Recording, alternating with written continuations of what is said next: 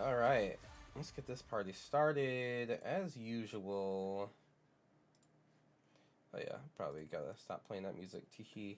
Gotta stop playing all the good music and play the YouTube safe music, okay? Alrighty. Let's go to the good old internet here. Hello!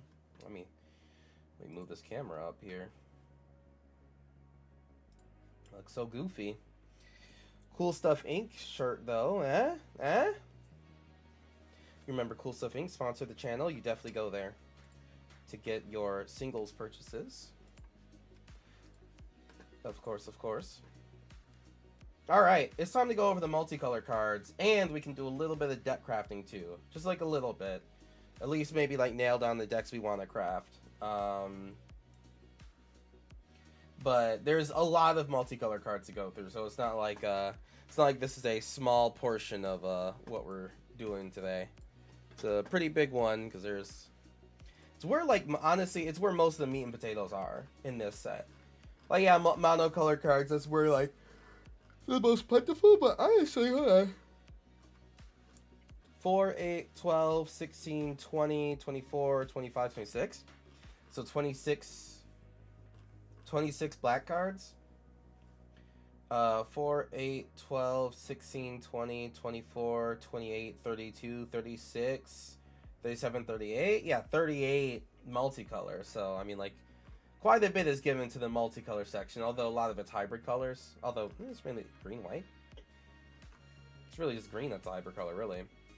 So I guess you technically would extend the green section. But regardless, let's go over these dang Spiderman cards.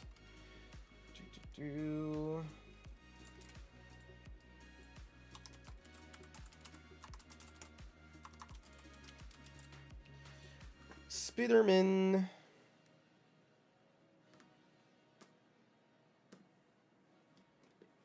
Press button. Okay. Multicolor cards. Here we go.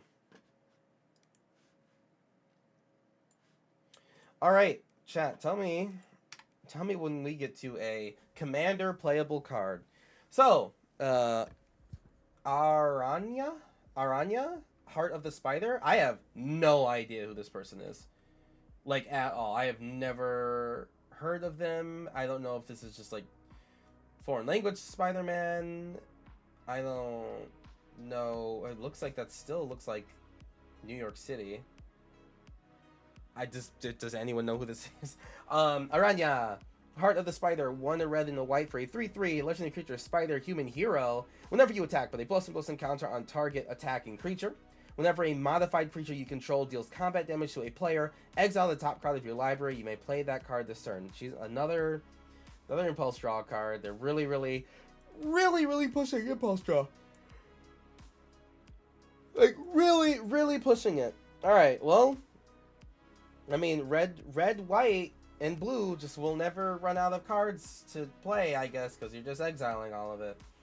And modified creature, so just like another one of the couple of like pro modified creatures in here. Most of them, like all of the modifications, are basically like +1/+1 encounters. I think even all the auras are like, I think there's 2 auras that actually go on creatures, and the rest like equipped to land or something. So yeah, it's all in like a couple equipment, but yeah, it's mainly +1/+1 encounters. So whenever you attack anyone, hey Shannable, hi.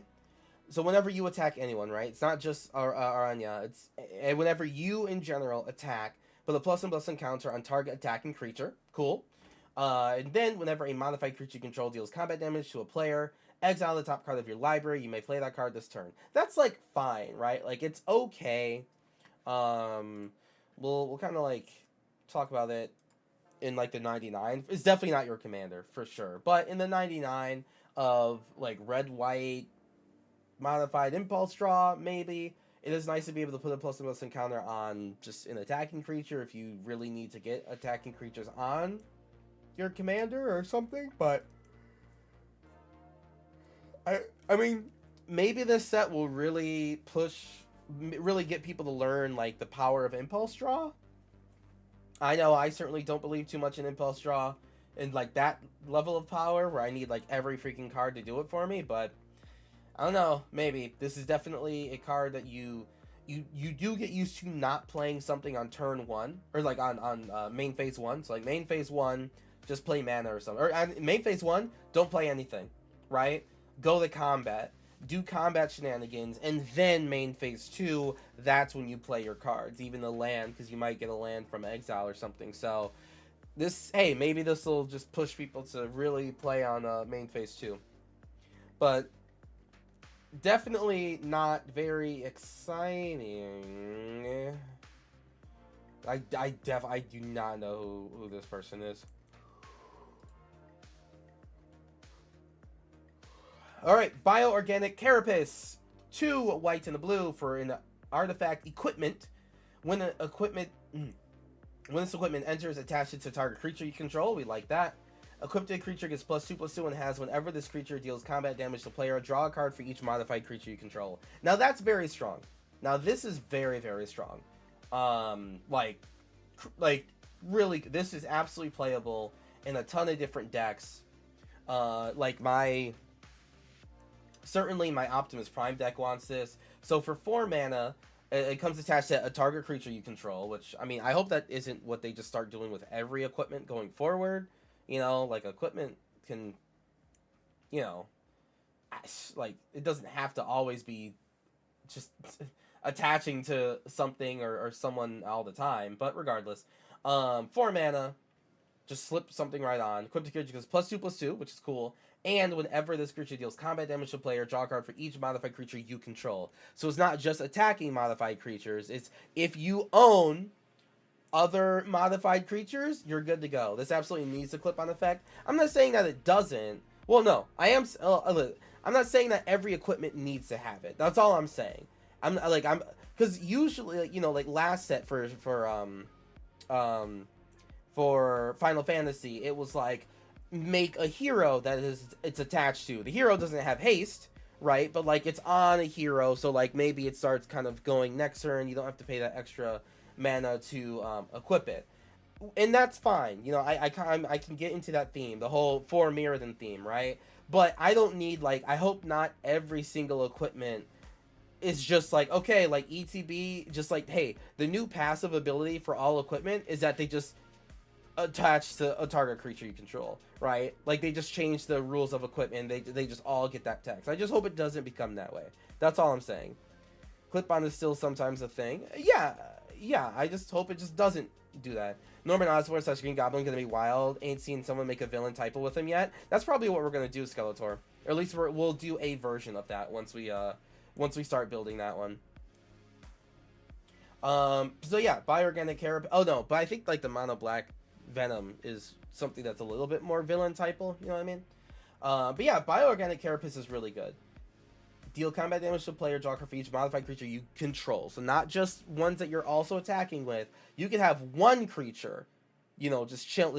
One creature actually deal damage, maybe has some counters and trample, and then the rest are just chilling, like still back for defense, and you still ended up drawing a crap ton of cards. I think this card's really good. This card's really, really, really, really strong, actually. Incredibly powerful. I forgot what it looks like.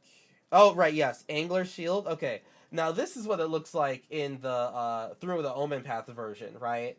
Like, it's like a merfolk from... I don't even know what plane this would be from, actually. I don't know what plane that merfolk is from, but I kind of like this. I'm not gonna lie. I kind of just like this. It's kind of neat. But either way, this is cool, too. Alrighty. Next up, Carnage, Crimson Chaos. Alright, here's Carnage as a magic card. Carnage, Crimson Chaos. 2 red and a black for a 4/3 legendary creature symbiote villain with trample. When Carnage enters, return target creature card and mana value. When Carnage enters, return target creature card with mana value 3 or less from your graveyard to the battlefield. It gains, this creature attacks each combat if it... Sorry. Let me take these headphones off. I literally don't need them. Let me repeat that again. Alright. Carnage, Crimson Chaos. 2 red and a black for a legendary creature symbiote villain. 4/3. With trample, and whenever Carnage enters, Return target creature card with mana value 3 or less from your graveyard to the battlefield. It gains, this creature attacks each combat if able, and when this creature deals combat damage to a player, sacrifice it. And Mayhem, red and a black. So, yeah, 4 mana, or potentially you discard it and now it's 2 mana. 2 mana for a 4/3, this is like, you know, Magical Fairy Christmas Land. 2 mana for a 4/3 with trample, and when he ETBs, return target creature mana value 3 or less, so whatever, from your graveyard to the battlefield. It attacks each combat if able, and when it deals combat damage to a player, sacrifice it. So if that creature doesn't have haste, that creature doesn't need to attack now, so maybe it just gets to sit there and chill there for at least a turn, and then next turn it has to start, you know, going in, but that's fine. You know, that's probably perfectly okay. Yeah, that'd be a Magic card. I don't think there's really much wrong or the right home with that. I mean, like, bringing a creature with mana value 3 or less back is pretty good. Like, you're gonna bring back your Imperial Recruiters, your Orcish Bowmasters, your the Sacrifice Goblin. Like, sacrifice a creature and you get a treasure from it and lose 1 life. Like, there's a lot in black, especially like at the 3 mana value or less, that's like really worth getting back. The whole, like, it has to attack every turn now. If it doesn't have haste to begin with, you're pretty much fine, or you just play main phase 2, obviously. But no, this is pretty good. You think Carnage is a letdown? I mean, it certainly is no mythic, right? Like, this is a rare card, you know? This ain't no mythic. It's definitely a rare, you know?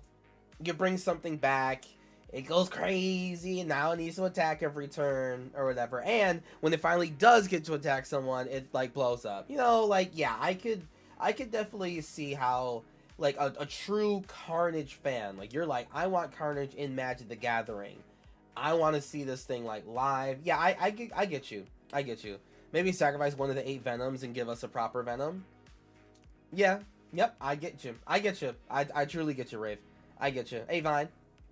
I get you. No, I really do definitely get how this Carnage is, like, pretty disappointing. I feel like Carnage is definitely, like, a mythic level card, you know? And, like, Carnage there's, like, the Red Saga Maximum Carnage. And this is, you know, it's, like, it's interesting, but, you know, it's interesting. It's interesting, but, yeah. You know? If like Maximum Carnage, if they made these sagas flip into a better Carnage, you know, that'd be different. But as far as just like regular Carnage goes, yeah, it's just like alright. It's just like alright. Hopefully, I mean, you're definitely Mayhem is what from. Oh, you have to discard from your hand, obviously. So obviously, it doesn't work from the command zone. I mean, maybe if you bounce it to your hand, you don't have to pay commander tax. I'm trying to find some silver lining here, but either way, as a commander, I don't think this is fun at all. Maybe if it like came back and turned into a symbiote, or like when it dealt damage, it sacrificed and dealt its power or something. You know, like that could at the very least, like that feels like a commander, right? Like if you make Carnage as your commander, it brings back a 3-drop, and then it deals damage equal to its power when it dies. You know, something like that, instead of just like, oh, I reanimated someone, it goes crazy, it swings at you, your opponent lets you hit, it's like, okay, and then now it's gone. At least it doesn't like exile forever, but yeah. And also, this Carnage is only on ETB, right? Like, it's not on on attack, right? It's just when Carnage enters, he brings someone back, but it's not every time Carnage goes in for a kill, which is like not very aggressive as far as Carnage is concerned. Honestly, the fact that Carnage doesn't have to attack each combat is like pretty wild, you know? I would probably do like Carnage becomes like a 4/2 and has to attack every combat if able. And they give it trample still, so like it, you know, like Carnage should be a threat, you know what I mean? Carnage should be like, oh my god, Carnage is after me, this is really bad. And I'll sacrifice stuff to like stop him, but like I still got hit, you know? Living Weapon or Maximum Carnage is pretty solid. I just feel like Carnage should have been more of an aggressive card. Living Weapon or whatever it's called. If the symbiotes in general were all living weapons, I would definitely agree. I see what you mean. Like their equipment that then like they spawn in on something and now they're like big and brolic. If that's like the direction that they went with it, kind of like the Phyrexians in general, you know, I'd get that vibe. But they definitely wanted them to be full on creatures because you couldn't make equipment as commanders. Although, I mean, if they're legendary creatures. Oh, they'd have a modify? Or, not, nah, it just wouldn't work. It just wouldn't work. 2 mana for this while getting a card advantage for casting from the grave is wild. Yeah, like, it's fine. It's fine, like, in your hand. I just mean, like, as a commander. I'm looking at this from the commander aspect. And I can still see, I can still just see being a little let down by the power of this card for the character that it is. That's all I mean. Or even Mutate. Mutate would have been very interesting. Mutate would have been very, very interesting. We'll see if that's what they do for the X-Men set. Maybe?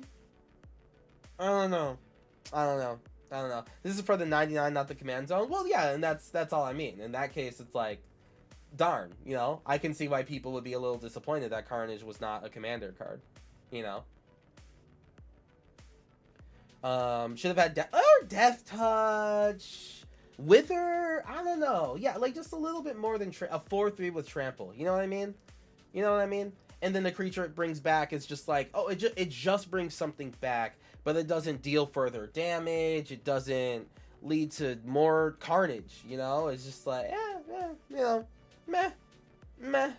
Or for standard, hey, maybe it works. Hey, maybe it's good in standard. I don't know. I'm just saying from a commander's perspective, meh. So, I mean, like, is it even worth talking? Like, honestly, I mean, in the 99, is this Carnage worth talking about further, right? Like, when we start doing deck techs and cards that this thing can upgrade into, is Carnage even really worth doing that with? Is he actually worth talking? Like, in the 99, is this Carnage still worth, like, hey, everyone, like, what, like, if you were playing Marchesa the Black Rose, this is the card you want. And maybe that's true. Maybe Marchesa the Black Rose would want something like this. It's just like a constant reanimatory thing, you know? Maybe, thank you for the follow, maybe it's like that? Maybe? Creature has to attack, you know what, yeah, hey, you know what, alright, fine, Marchesa the Black Rose wants this. My entire, like, modus operandi for, like, red, black, or blue reanimation is just, like, does it go in Marchesa the Black Rose? And honestly, I'm not really ever wrong, so it's fine. As a standard player, I don't see this having play. Fair enough. I feel like he would be good in an ETB deck, something that can abuse the repeat, bring back. I agree with that. Marchesa the Black Rose, of course. Red black isn't necessarily like the biggest colors for that, you know what I mean? Like, not it can obviously black can reanimate, obviously, right? But like, you know, do you reanimate Carnage or do you reanimate like a Maskwood Nexus or Massacre Worm, right? It's like, I mean, you know what I mean? Especially because the creature has to attack and like probably die, you know. Alright, anyway, Cheering Crowd. This is a rare. Holy shit. Okay. Cheering Crowd. 1 for a hybrid Gruul. 2/2 Human Citizen. At the beginning of each player's first main phase, that player may put a +1 counter on this creature. If they do, add a colorless for each counter on it.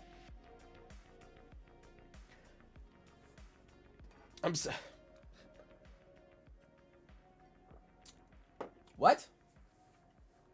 Alright, for 2 mana, at the beginning of each player's first main phase, that player may put a +1/+1 counter on this creature. If they do, they add a colorless for each counter on it.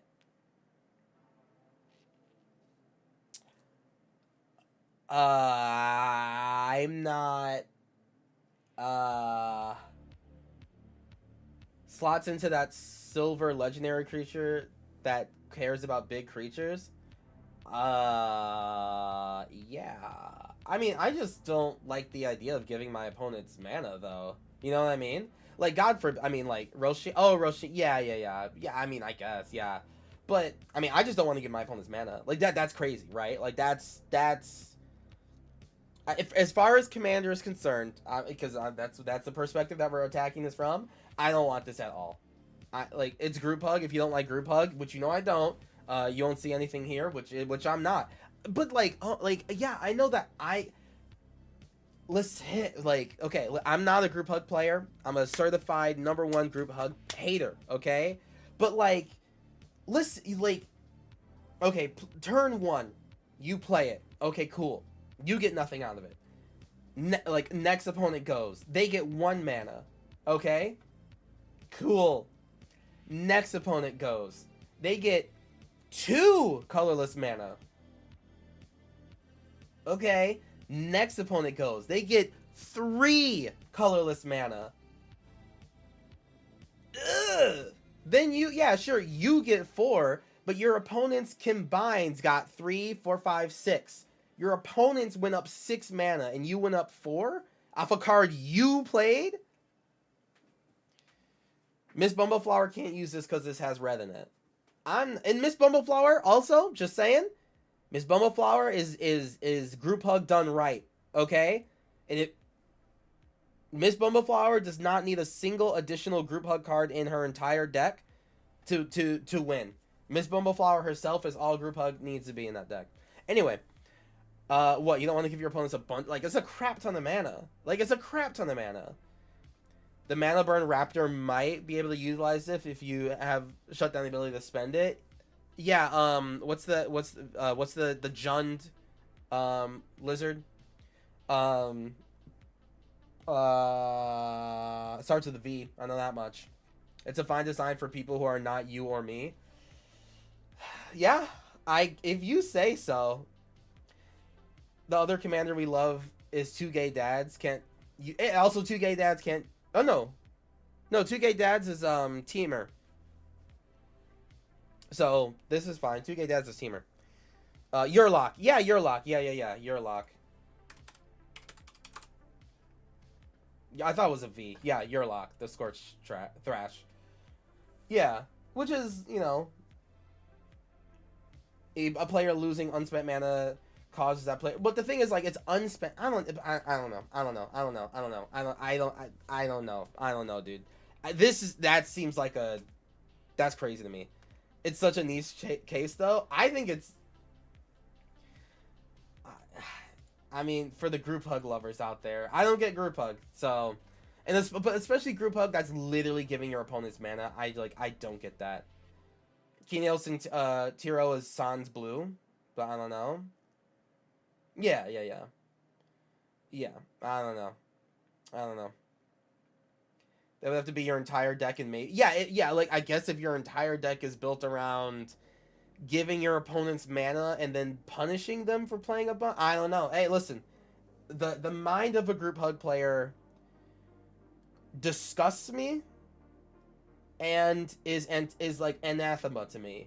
Okay? Like, I am as far removed from a group hug mindset as one could get. So, yep, this is just a card that is not built for me. I'm happy that they did keep the same name, obviously, for like the Into the Omen Paths card. I do like this art. This art's cool. This is cool art. This is just neat art. Just neat art. All right. Anyway, actually, what did they say in this one? We love you, Spider. Oh, they just don't say any. Play protect.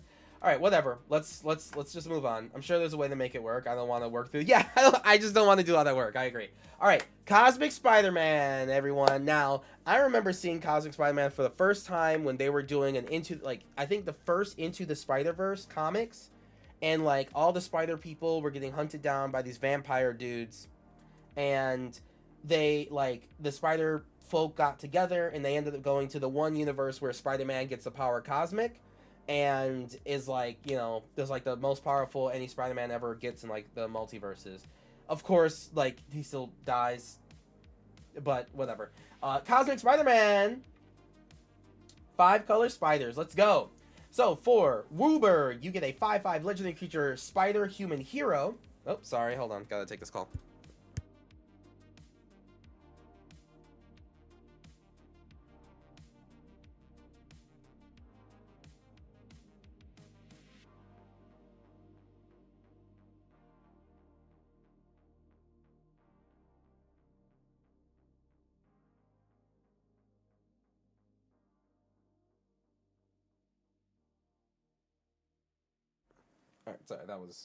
Sorry about that. Apologize. Let's go back into this. All right. Cosmic Spider-Man for Wooburg, you get a 5/5 legendary creature Spider-Human hero with flying, first strike, trample, lifelink, and haste. At the beginning of combat on your turn, other spiders you control gain flying, first strike, trample, lifelink, and haste until end of turn. I foresee a lot of shapeshifters in this deck. Ugh. Yeah. Whatever. This is the best Kindred commander? Flying, first strike, trample, lifelink, haste. I mean, yeah, sure. I mean, I don't know. I think slivers are. I mean, personally, I think slivers, fuck more shit up. But like, okay. I am for simple, easy to process cards and sets. Cosmic Spider-Man. This is just bad. Boring is fine for a practical role-serving card, but not for a build-around commander. This is. I mean, it clearly it is a build-around commander, just so you can put all the spider people in one thing. I mean, so at a certain point, it's very cheap but nowhere near a typo deck. Now, yeah, let's be honest with what this card is, right? This card is not like a love letter to Spider-Man, to the Spider-Man multiverse. It's not any of that, right? It's not a love letter or anything. It is simply just here is your 5-color Spider-Man deck. We couldn't make Peter Parker 5 colors because that would be weird.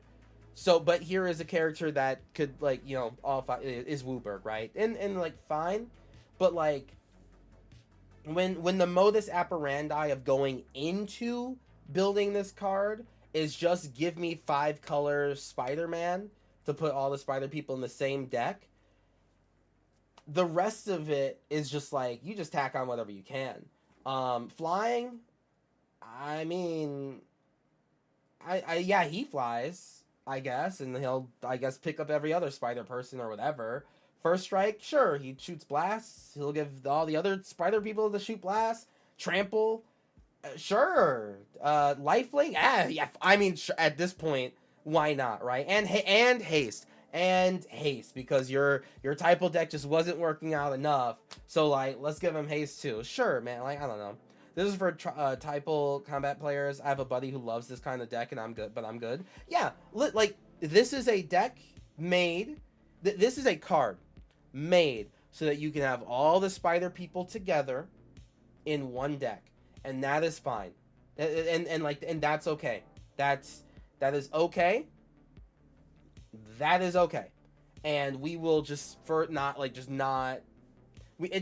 deeper than that. If we just acknowledge that it's not deeper than that, then we don't have to treat it deeper than that. That's all. No horsemanship. True. So yeah, I'm surprised that there's not some alternate version of this. You know what I mean? It's just this is a whole ass mythic, and it's just like this. There's not a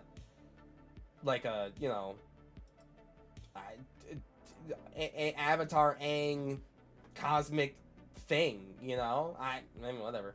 Hey, sure. But yeah, I mean, listen, this deck won't. I'm trying to wonder if the deck itself will even have a personality. You know what I mean? Merfolk decks have a level of personality. Elf decks have a personality, even though they're just elf decks, and the personality is just elf ball, big mana, big swing. It still had hey, whether you're Lathless or Lathril, or you're Azuri, there's some level of personality in this elf deck. Goblins can have a personality. A lot of it's funny, goofy art, or at least something. Elf decks are snooty, which is so on brand. Exactly. But this, the spider people deck, I keep looking at Gwen Stacy because I just really don't like that card. Gwen, Ghost Spider, Miles Morales, Peter Parker, none of them have much shit to do with each other. Half of them have vigilance anyway. They just don't feel like a vibe together, they don't feel like a vibe. So then now you get Cosmic Spider-Man, who has no alternate art and doesn't really have any personality either. And it's just all right, I'm here to gather the spider people. What are we here for? I give them combat abilities. All right. Yeah, sure, I guess. Have you seen Rukamura with this? I mean, I haven't seen that yet, but I'm sure that's crazy. I'm sure that's wild, right? But like slivers have a even slivers have a personality, right? Because like each new sliver is a new horror that now that like you play a sliver that gives all your slivers flying, it's like, okay, this is horrifying, but if I do deal with that one sliver, that's like a whole setback that's happening here to the board. And like, oh, I got rid of the trample one, so I messed up math that way. Oh, the death touch one came out. That's crazy. Like, what do I do about it? There's like some give and take here. This is just I'm just a guy. I'm just here. I'm chilling. You played me, and then now every spider person, no matter how not related they are in abilities and powers, they all at the very least have flying, first like trample, lifelink, and haste, right? Like lifelink are going to be in this game longer. Haste, which means that I don't know, Penny Parker is now just swinging immediately, even though that's just like not her vibe. I don't know, the most mono blue spider person has first strike. Sure, okay, you know, and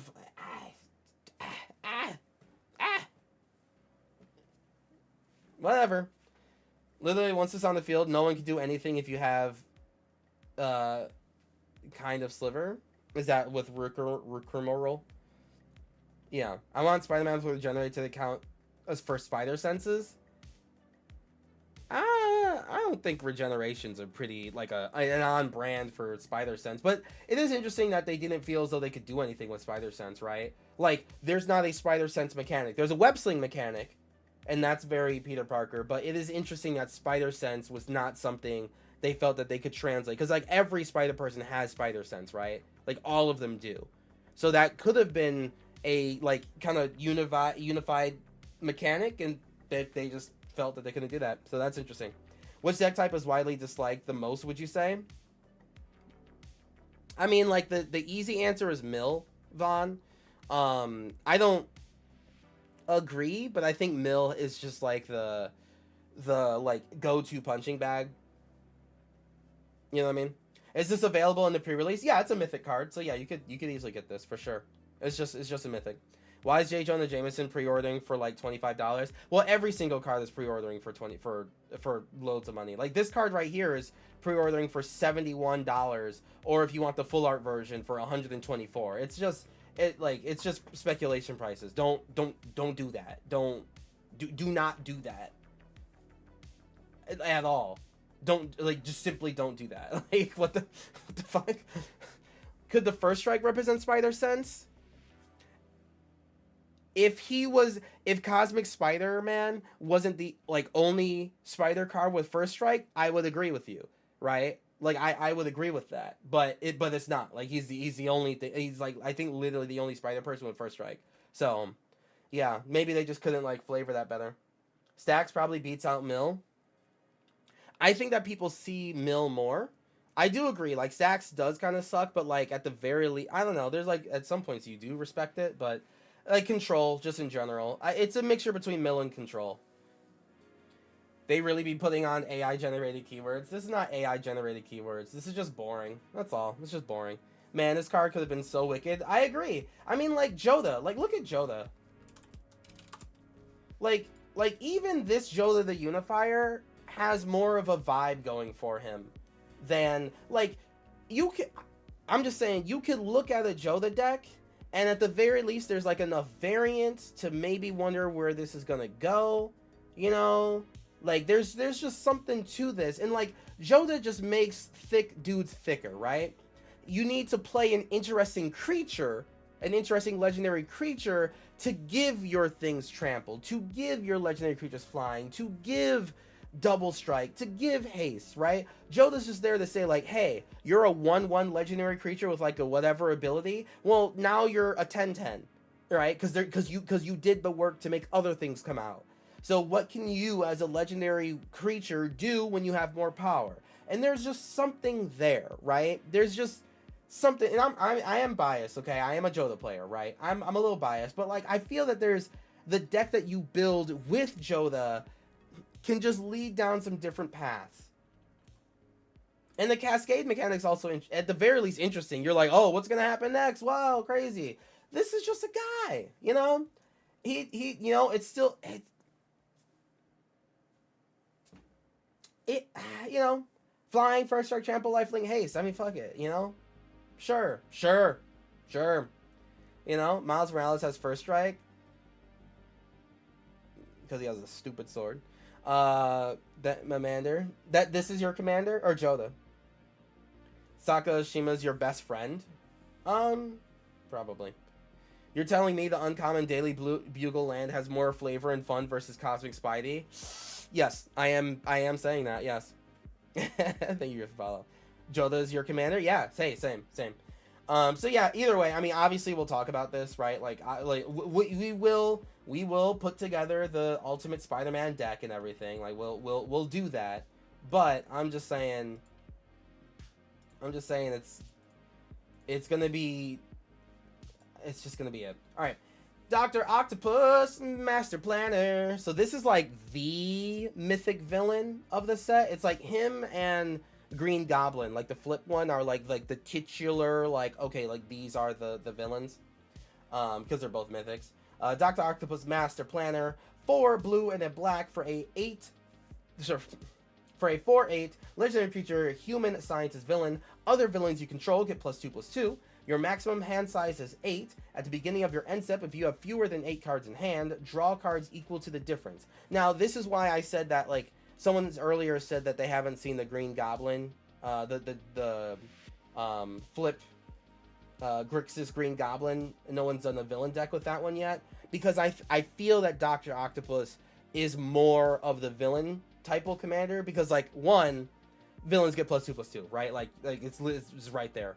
Maximum hand size 8. You know, that's just cute. Beginning of your end step, if you have fewer than 8, draw cards equal to the difference. That's actually cool. This is actually fun. I actually do like this.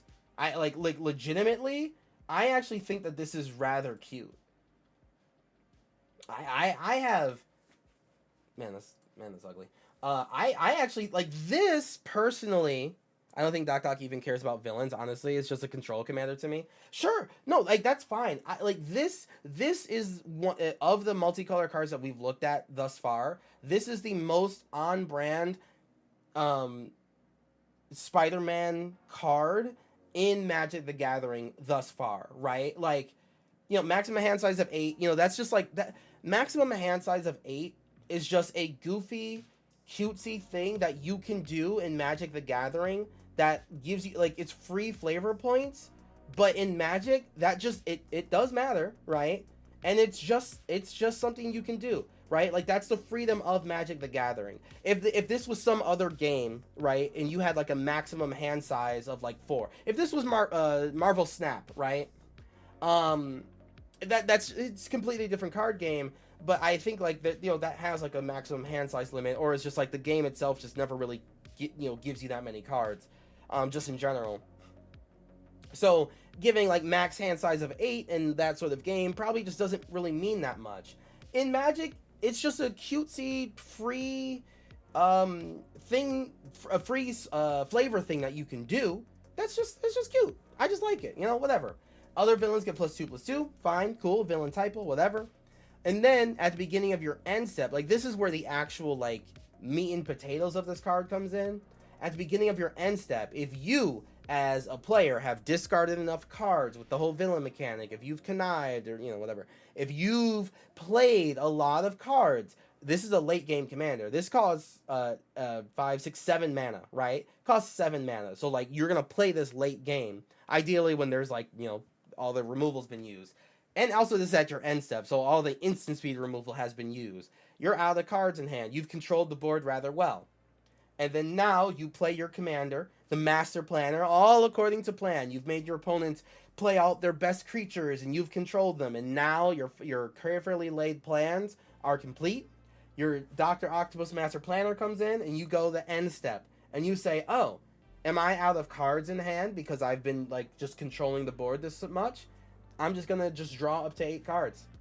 Now, and if you have enchantments or artifacts or creatures on the battlefield that are like, you know, deal 1 damage every time you draw a card, knock yourself out. That's awesome, right? Like, that's cool. That's part of the master plan that Dr. Octopus put in play. If you discarded cards to Mayhem or Madness, doing villain stuff, that's part of the master plan of Dr. Octopus. This is cool. This is on brand. This is very on theme. I feel like this is in the top 5 most on point cards in this set. Like hands down, easily. It has limit. There are multiple decks that chafe against the limit, like Swarm. Okay, gotcha.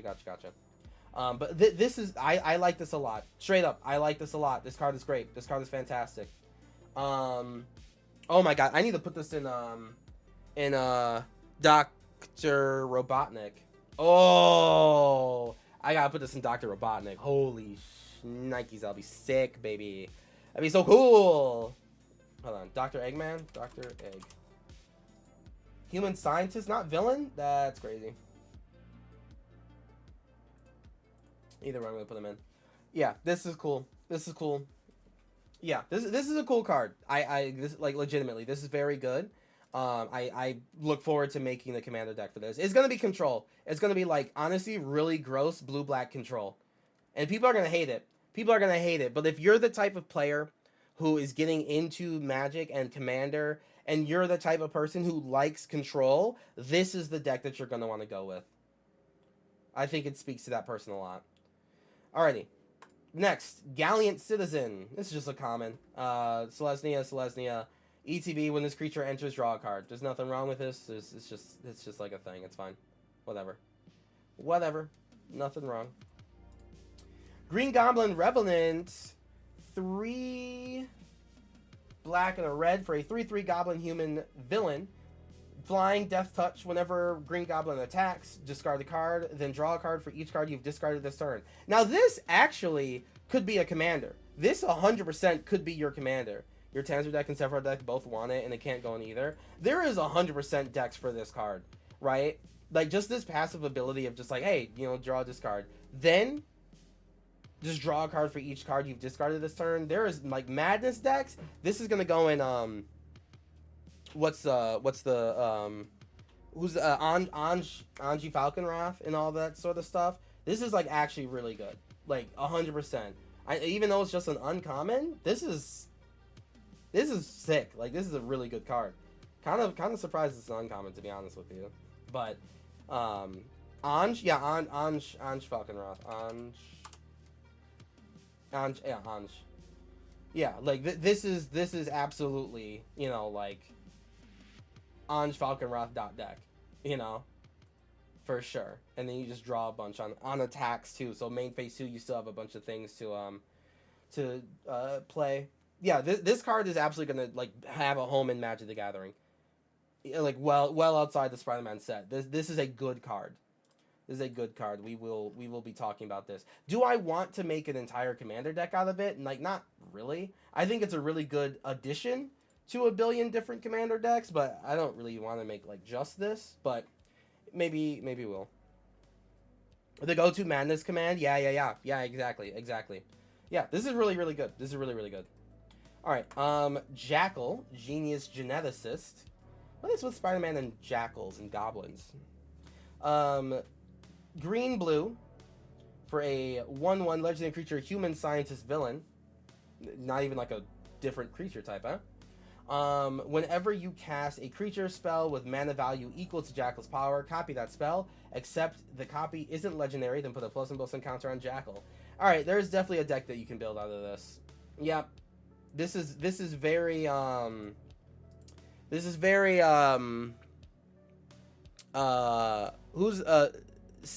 who's the original Simic commander? The original Momir Vig. Yeah, this is very Momir Vig coded, like 100%. Momir Vig should be eroded to a villain. Yeah, this is very Momir Vig coded. I like this a lot, like a lot. Damn, Momir Vig's sick. Man, I miss old Ravnica. Yeah, this is very Simic coded. I actually appreciate the Simic commander. I gotta be honest with you. I'm also like a very high ranking Simic hater. I gotta admit, this is actually cute. This is actually a pretty cool deck. I know that when people build this, it's gonna be gross, but I just gotta give it to them. The main thing I like about this is that you have to cast a spell with mana value equal to his power. So they're like, unless no matter how, almost no matter how you craft the deck, or if you craft it very specifically with X cost cards, almost no matter how you craft the deck, there will be times where you play a card and it doesn't trigger your commander because it's just the wrong mana value, right? Like you can't do 5 Llanowar Elves in a row to get 10 mana on turn 1. Like you can't do that because like the cost goes up, and I like that. I honestly think that that's really cool. I think that this is really cool, and you can also kind of like cheese it with the whole X spells, right? Like X spells could be how you do this so that you're always triggering him at every turn. I think that's really cool. I like this a lot. You think 2K blinged out mono black deck is too much? No, not at all. Probably replaces Lucina Kane as the Hydra commander.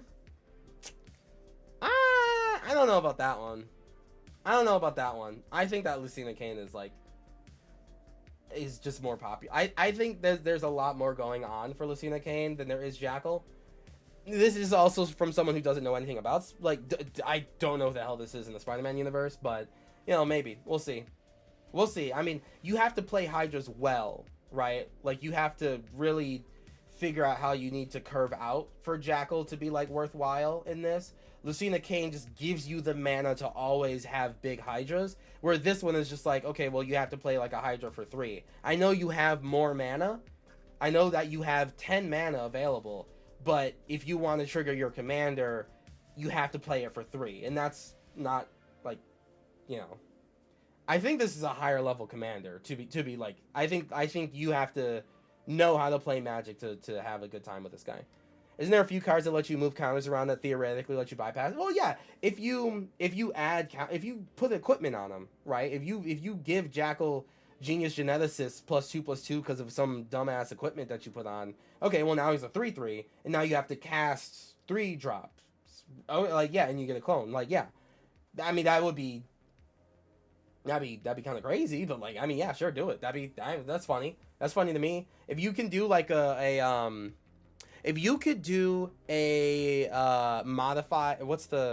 reconfigured deck, if you could do a reconfigured deck with Jackal Genius Geneticist, I would respect the hell out of you. Straight up. You would have so much respect for me. Whether you win or lose, I would have so much respect for you. That'd be sick.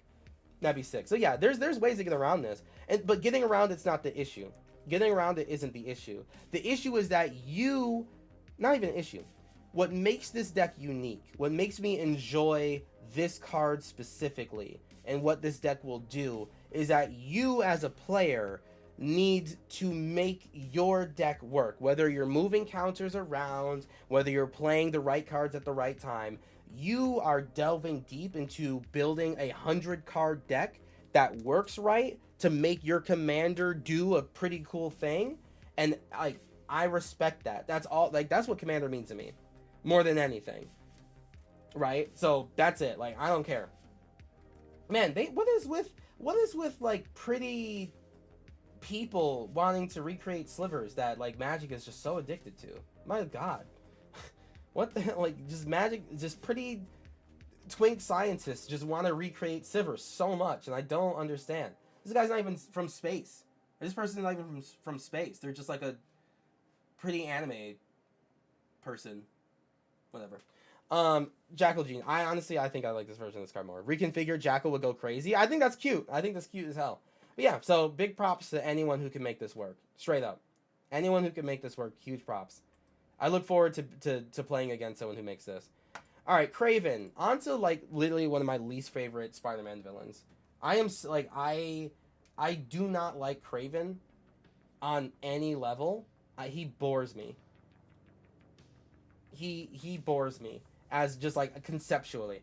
Anyway, Kraven, Proud Predator, 1 red and a green for a star 4 legendary creature, human warrior villain. Vigilance, top of the food chain. Kraven's power is equal to the greatest mana value among permanents you control. Oh, that is an uncommon. I mean, I don't have any issue with this card personally. I have no issues with the card itself. Like, it's fine. What's the Through the Omen Path version is like, Loathed by fans. Well, that's true. I don't know what plane that's from. Yeah, it's fine. He has like animals on his art, so I thought that he would like make animals or something, but no. The name needed another pass. Yeah, Proud Predator is loathed by fans. Let's just say that. It's loathsome. Yeah, I mean it's fine, like whatever. I think the ability is cool. Power is equal to the greatest mana value among permanents you control. I kind of wish it was just equal to the greatest power, but I mean mana value is kind of thematic, I guess. I don't know. That's fine. It's fine. It's whatever. It is not worth talking about. I can tell you that much. It is not worth talking about. We are not going to talk about this card. Craven the Hunter. There we go. Here's like the rare version of him. I still don't care. Craven the Hunter. Just put him on Ikoria, bro. Greatest power would cause infinite loops. Yeah. I know. Alright, Craven the Hunter. 1 black and a green for a 4/3 legendary creature, human warrior villain. Trample. When a creature an opponent controls with the greatest power among creatures that player controls dies, draw a card and put a +1/+1 counter on Craven the Hunter. See, now this I like, actually. I actually like this. I hate Craven, but I do like this card. This actually feels on vibe, on theme. A creature an opponent controls died, right? Whether it was Craven that did it, whether it was someone else that did it. I think he should have Death Touch, but whatever, it was someone else that did it. Craven the Hunter says, hey, did your strongest champion die for some reason? I gained knowledge, I got stronger, I got a trophy, like I'm good. This is fine, actually. And I know that Braco, I do like that the the in-universe version is from Ikoria, because I mean we already know that the Ikoria has that one green black hunter dude that's like obviously Craven Hunter. Anyway, honestly, if someone this card is also on theme for being a good Spider-Man into Magic the Gathering card. A big enough power is effectively Death Touch. Yeah. If you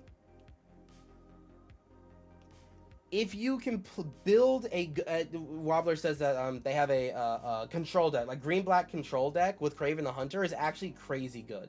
Like that's actually crazy good. Oh my god, this plus no. Massacre Girl would go opposite, so that would be bad. No, like this is a good card. This is actually really good. And honestly, if someone sits down at the table like against me and that's their commander, like I'm my fight or flight is triggering, because I know that I'm in for some like real nasty like green black control. I think this is like one of the most underrated hyper powerful cards at the set. Straight on, like straight up. I think this card's incredibly strong, especially as a commander. I think it's incredibly solid, because it doesn't say like, you know, only trigger once per turn or something like that. So like there's a lot of cards. There's already like a lot of black cards that are just like, oh, like, hey, each player or each opponent sacrifices their strongest creature, right? And that's 3 draws right there. That's just 3 draws and 3 counters on them, you know? You just do it. And the thing is, creature with the greatest power that player controls, that also means like tied with the greatest, right? So like if your opponent is like a 1/1 1/1 token typo, right? And one of their 1/1s dies, that's the greatest power among creatures they control, right? That draws you a card. And then you kill the next 1/1. And then you kill the next 1/1. That happens. Like this triggers. This is really like this is actually a really good card. I hate Craven the Hunter, but I gotta admit, this is a strong commander. I'm actually glad I came across your channel because I'm looking for MTG friends. Hey, well, thank you very much, Nia. Welcome. If you build this one, it'll be another opportunity for me to try to pill you on Grixis command. Oh, no, I would be pilled on Grixis command for this one. This is actually really strong. Do not sleep on this one, chat. Do not, I mean, it's pre-ordering for like $50, but again, that doesn't mean anything. Don't sleep on this. This is actually a really good card. This is legitimately a strong as commander. You can draw so many fucking cards with this. Like, where do I live? That's Buffalo, New York. If there was a board full of 1/1s, right? Like if your opponent has a board full of 1/1s and you board wipe, 1 power is their greatest power. I mean, how many cards do you draw? Like a lot? That's crazy. That like this is it's crazy. It's crazy actually. I thought about Massacre Girl. I thought about Massacre Girl. Massacre Girl does it backwards. Massacre Girl does it backwards, right? So like each creature, the weakest toughness creature would die. You know what I mean? So then like that creature dies, and then like then it goes up. So like in a obviously it depends on what the board is doing, right? But like realistically, you could imagine that their strongest creature is like in the higher echelons of their power and toughness. So like those would die last, you know what I mean? Like their highest power, if it's equal to their toughness, would die last. The 4/4 that's bigger than all their 1/1s would die last, so you would just draw 1 card. You know what I mean? So yeah, Massacre Girl's a little bit backwards for that one. Yeah, I thought about that too. That was the first thing I thought about, but yeah, it's backwards. But hey, listen, we all learn. It's still probably really good. Again, if it's a bunch of 1/1s on the battlefield, you just this is strong. This is crazy good. Craven is actually insane. Actually insane. Mary Jane Watson, both versions of her card are like fantabulous. I do forget that she's a model. Through the Omen Path version is really cool though. I think that's on Innistrad. She's cute. Very cute. Oh, I like this promo version. Oh, this promo version's sick, actually. I love this. Although, I mean, damn, he's looking really fucking sad. Why is... What is she... What is she getting out of that? What is happening? Is she getting, like, alcohol to maybe, like, fix a wound or something? I don't know. The picture is, like... It's, like, bright, and she's, like, lighting up the whole world, and then it's just, like, depressed, sad, broken Peter Parker, just, like, sucking the soul out of the whole frame, dude. Like, Jesus. Oh my god, Peter, lighten up. That is Parker luck. That is Parker luck, but, like, jeez, man, like... He's really sucking the vibe out of the room, dude. He's literally entering into the abyss. He is literally entering into the abyss right now. Like, what? No, okay. No, she's not getting out hydrogen peroxide because the hydrogen peroxide is right there on the sink. It's literally already right there. I know hydrogen peroxide also comes in brown bottles, but this one is right there on the sink. And, like, there's like sewing needle there, and like there's medical stuff here. What is she getting here? You know what I mean? That's alcohol on the sink. Exactly. I'm quitting Magic? No, just skip this set. There's no reason to quit Magic. Hey, Kaide, thank you very much for the raid, my friend. Hope you're doing well. That's alcohol on the sink? Yeah. What's wrong with that? Do both. Bring me pictures of Spider-Man. Hey, this is pictures of Spider-Man. Here's a picture of Spider-Man walking off into the void as his wife, his loving wife, looks on to, like, get medical things to heal him. And he is just... He's being the biggest buzzkill. Holy shit. Yes, alcohol is not hydrogen peroxide. That is true. You are correct. Yes. It is not hydrogen peroxide. They are two different things. They are often interspliced. You're right. They are not the same thing. They are not the same thing. But all I'm saying is that he's really sucking the soul out of the room. Okay? I like this image in, like, every single way except for this one frame here that's just so sad. He could have been, like, sitting on the bed, happy to, like, soon be healed by his loving wife, but instead he's just so sad, bro. He's so sad. Thank you very much for the follows, everyone. Welcome to the Gorotiki channel. We're going through the multicolor cards in the Spider-Man set. I just got lost on just, like, how freaking depressing this art is. He got lectured? No! This is not a lectured face. No, that's absolutely like, I love this man. I wish he wasn't so sad and hurt. No, no, no, no, no. She's ready to heal him right now. This is not a lecture phase. This is not a lecture phase whatsoever. No, no, no. Either way, Mary Jane Watson, right, she has abilities, by the way. Mary Jane Watson, 1 in a hybrid Selesnya, 2/2 legendary creature, human performer. Whenever a spider you control enters, draw a card. This ability triggers only once each turn. Cowards, I say. This is fine as a 2-drop. You know, I mean, don't make this your commander, obviously, but in the 99, she goes into every single spider deck, right? Well, no, most spider decks are not white, actually. So it's just, well, it's not Spider-Gwen. Miles Morales, she can go in. Yeah. I mean, it's just like straight up like Peter Parker typo, I guess. But I mean, hey, listen, you gotta draw cards, whatever. Pete would make MJ his commander. True, true. He's too many colors though. She ditches Peter from. That's crazy. Nah, we don't talk about that. Because she can't go into Peter. No, what do you mean? Peter is Bant. Kuro, a 2-drop that draws a card per turn is very strong. If it didn't have once per turn, it would cost 4. I know. I'm not saying that this is bad at all. I like this card.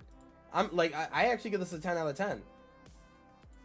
Performer as a creature type as a joke? Nah, I like Performer actually. I'm okay with I'm okay with jobs. Like, if she was just like Performer, I'd be like, that's weird. But like, no, I actually specifically like Performer. What was the who's the secondary commander from the Selesnya enchantment deck from Eldraine 2? That's like Dwarf Rate, right? No. Oh, you know what? No, Performer should just be Bard. Never mind. Wait, I'm turning back around on it. Spider Performer win. Or Elf Forklift Driver. Gwen, yeah, Gwen. Gilwain. No, okay, you know what? I take it back. I'm turning back around on it. Because Bard is more fantasy than Performer. Because I love Gilwain. Gilwain is like one of the funnest pre-con experiences I've ever had. I love this card. I love everything about it. And Bard is like super on point. If they had Performer as like a thing back then, they probably would have did Performer. Yeah, but like Bard on Mary Jane just like wouldn't work. So yeah, Performer is a little bit of a cop-out, but it is what it is. It is what it is. Either way, this card's great. It goes in the 99. We're not gonna talk about it as a commander. That would be silly. Bard on flavor, tastier. Yeah. All right, chat. Let's keep on going through. We're looking at. We're trying to see if these are like worth talking about commander wise. All right, now Mr. Negative. I remember Mr. Negative from the game. Never really knew what he did in the comics. He seemed like he's like on theme comic wise. He seems like he'd be really cool. But anyway. Mr. Negative, 5 white and a black for a 5/5 legendary creature human villain, vigilance and lifelink, and dark force inversion. When Mr. Negative enters, you may exchange life totals with target opponent. If you lost life this way, draw that many cards. Now, for those of you who do not know, okay, when your life total changes, right? So like say, for example, you are at 40 life, right? And you switch life with someone who's in a life gain deck and they're at 60, right? So if you're at 40 life, and you're going against a life gain deck and they're at 60, if you swap life totals, the game itself of Magic the Gathering treats that as you having gained life this turn. Even though you didn't have lifelink, even though you didn't specifically say, hey, gain 20 life, the game recognizes that you went upwards in life from 40 to 60. That is a positive increase. The game recognizes that as gaining life.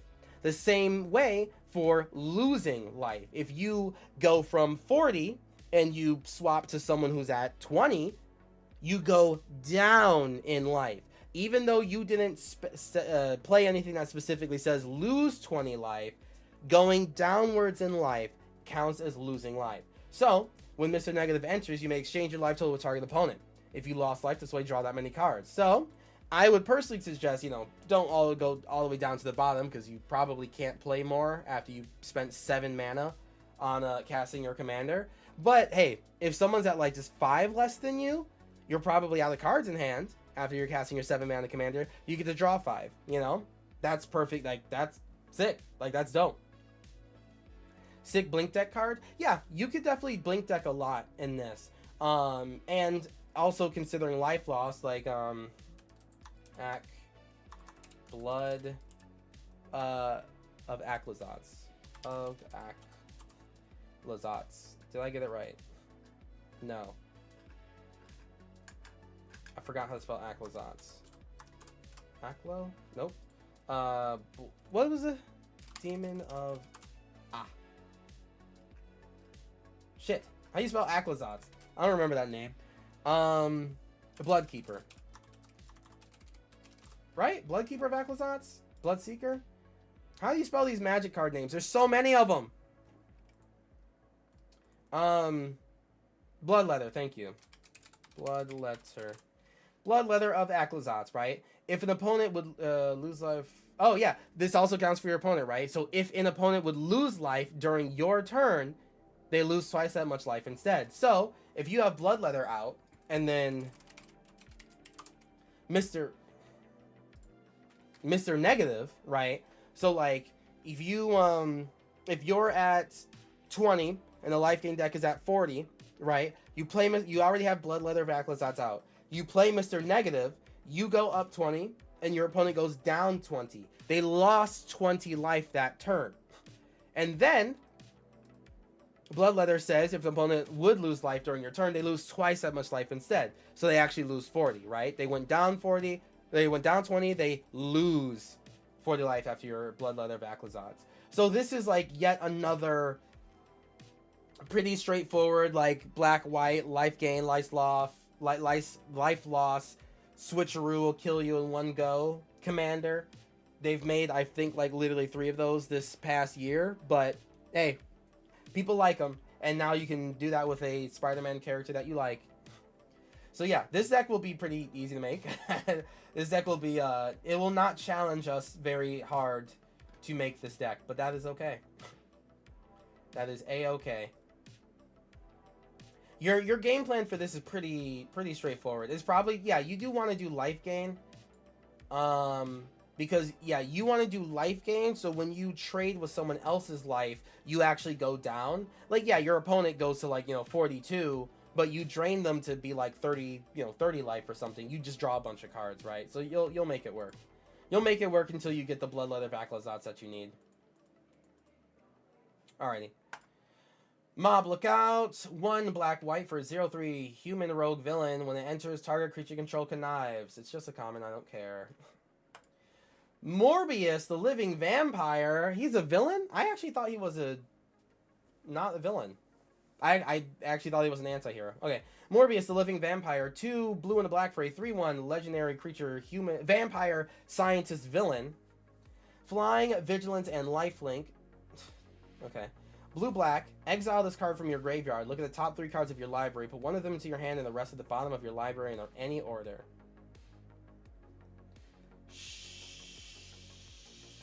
Sure.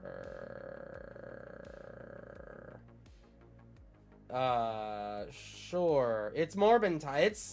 It's Morbin time, I guess.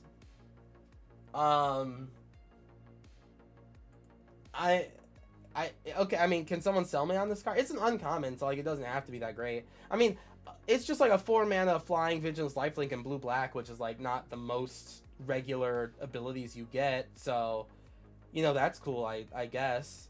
It's good mill.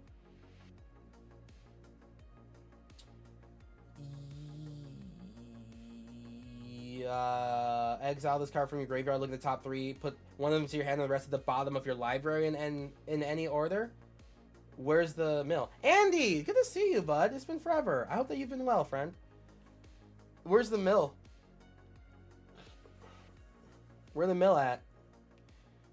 Where the mill at? Oh my god. Oh my god.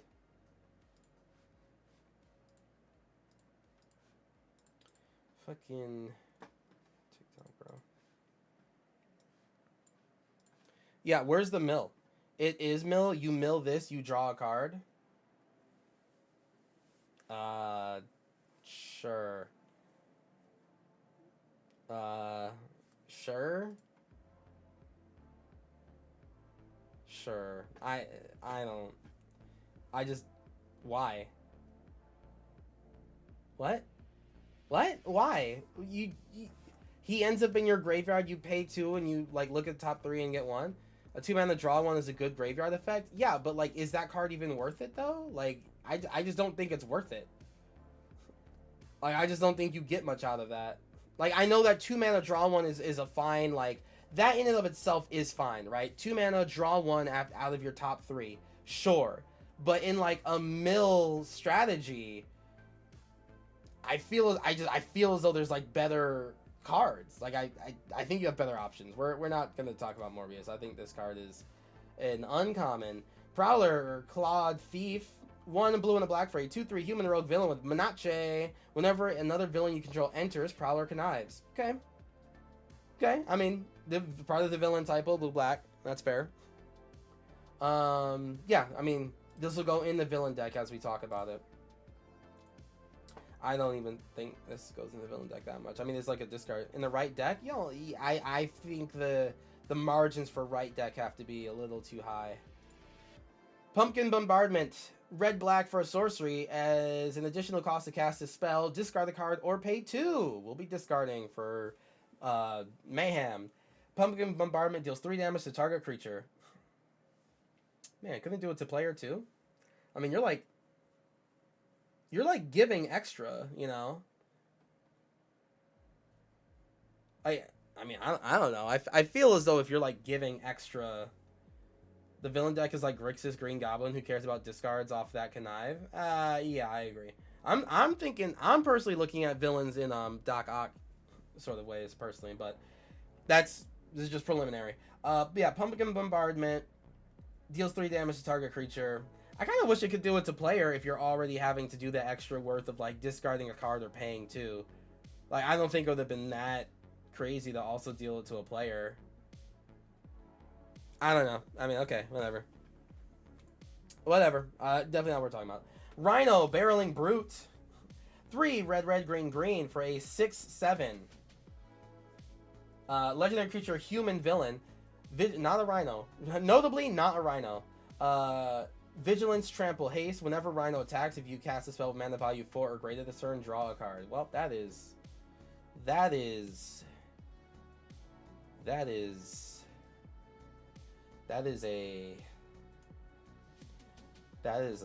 card. He isn't a Rhino. He just plays one on TV. So many broken dishes. It's kind of fucked up. I'm Rhino. I knock things down. That's what I do. That's who I am. Cool. He's knocking those dishes down. He's knocking them down. This is legitimately very good. I mean, like, I get that it's late game, big mana in red green. I get that. You know, I'm not saying that that's not like a thing. I'm saying that I don't really care too much for this in a commander sense, personally. I enjoy the card. It's just too expensive for commander. Yeah, I mean, it's just like a lot. It's just like a lot of mana. Late game, this is like turn 4. It's a fuck ton of mana for turn 4. It's like a lot of mana for turn 4. He does let you draw as soon as you attack, though, which is like because you cast him, so that part's cool.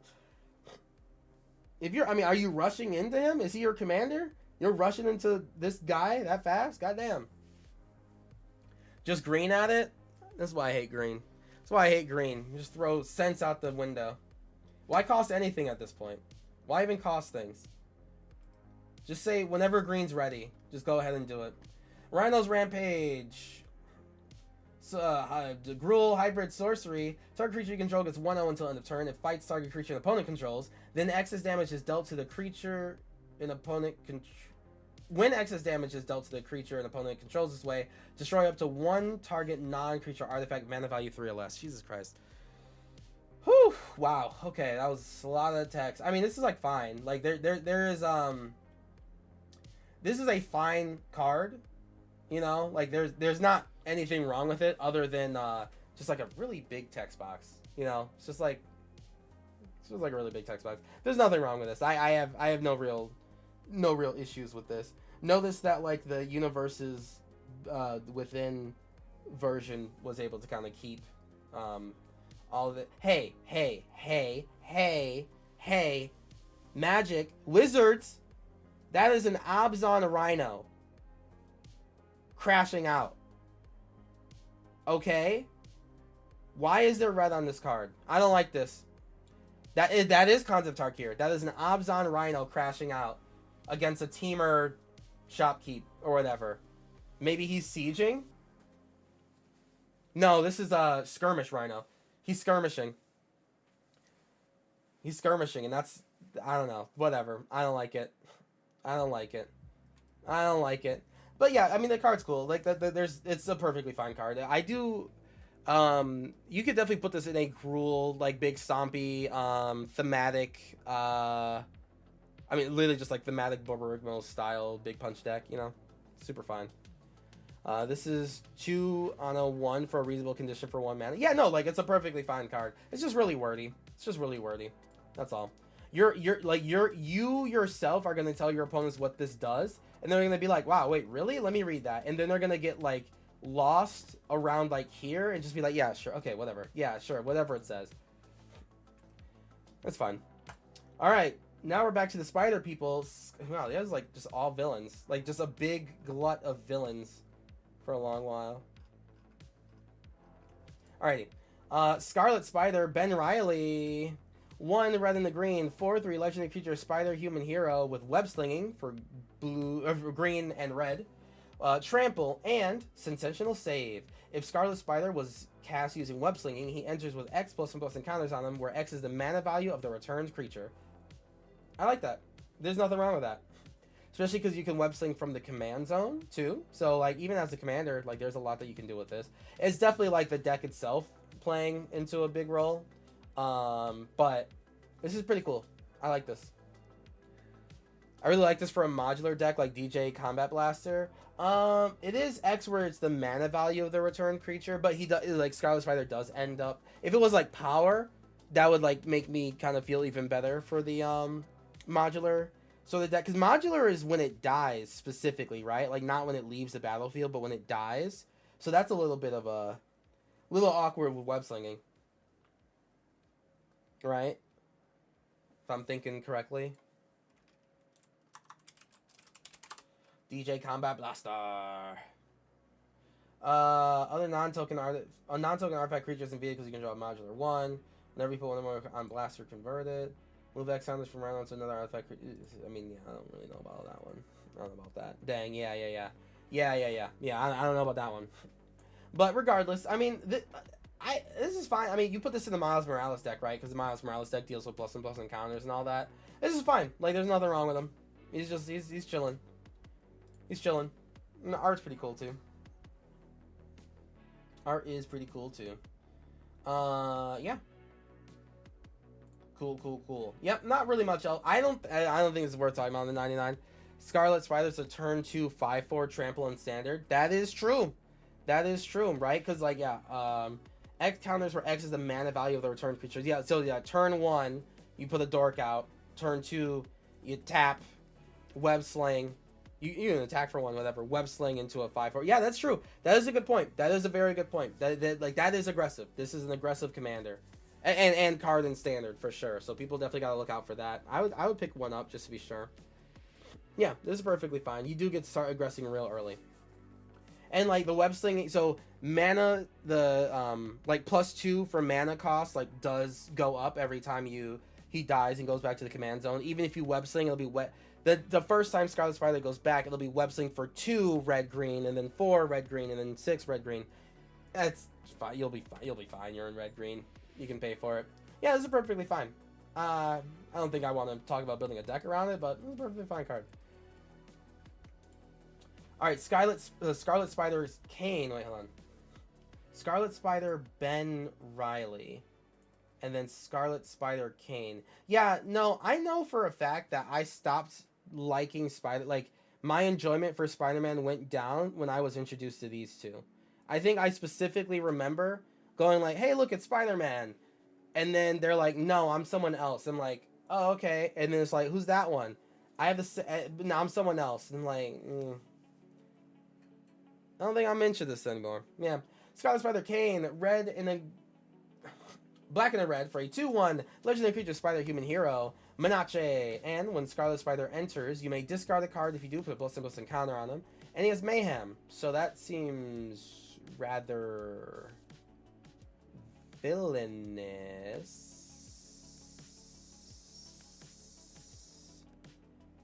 But the Clone Saga is so popular and beloved and not the most panned run in the character's history.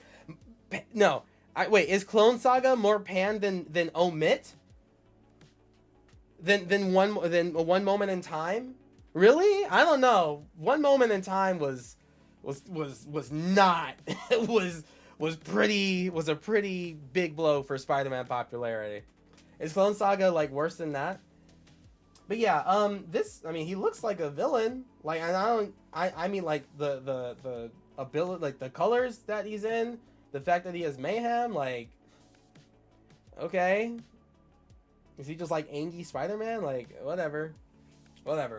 I don't think there's a damn thing worth talking about here, so we're just gonna move on.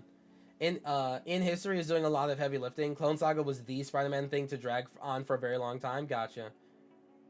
I'm googling what panned means. No, am I old now? Panned is actually like widely panned by critics. That's been like a term, a common use term.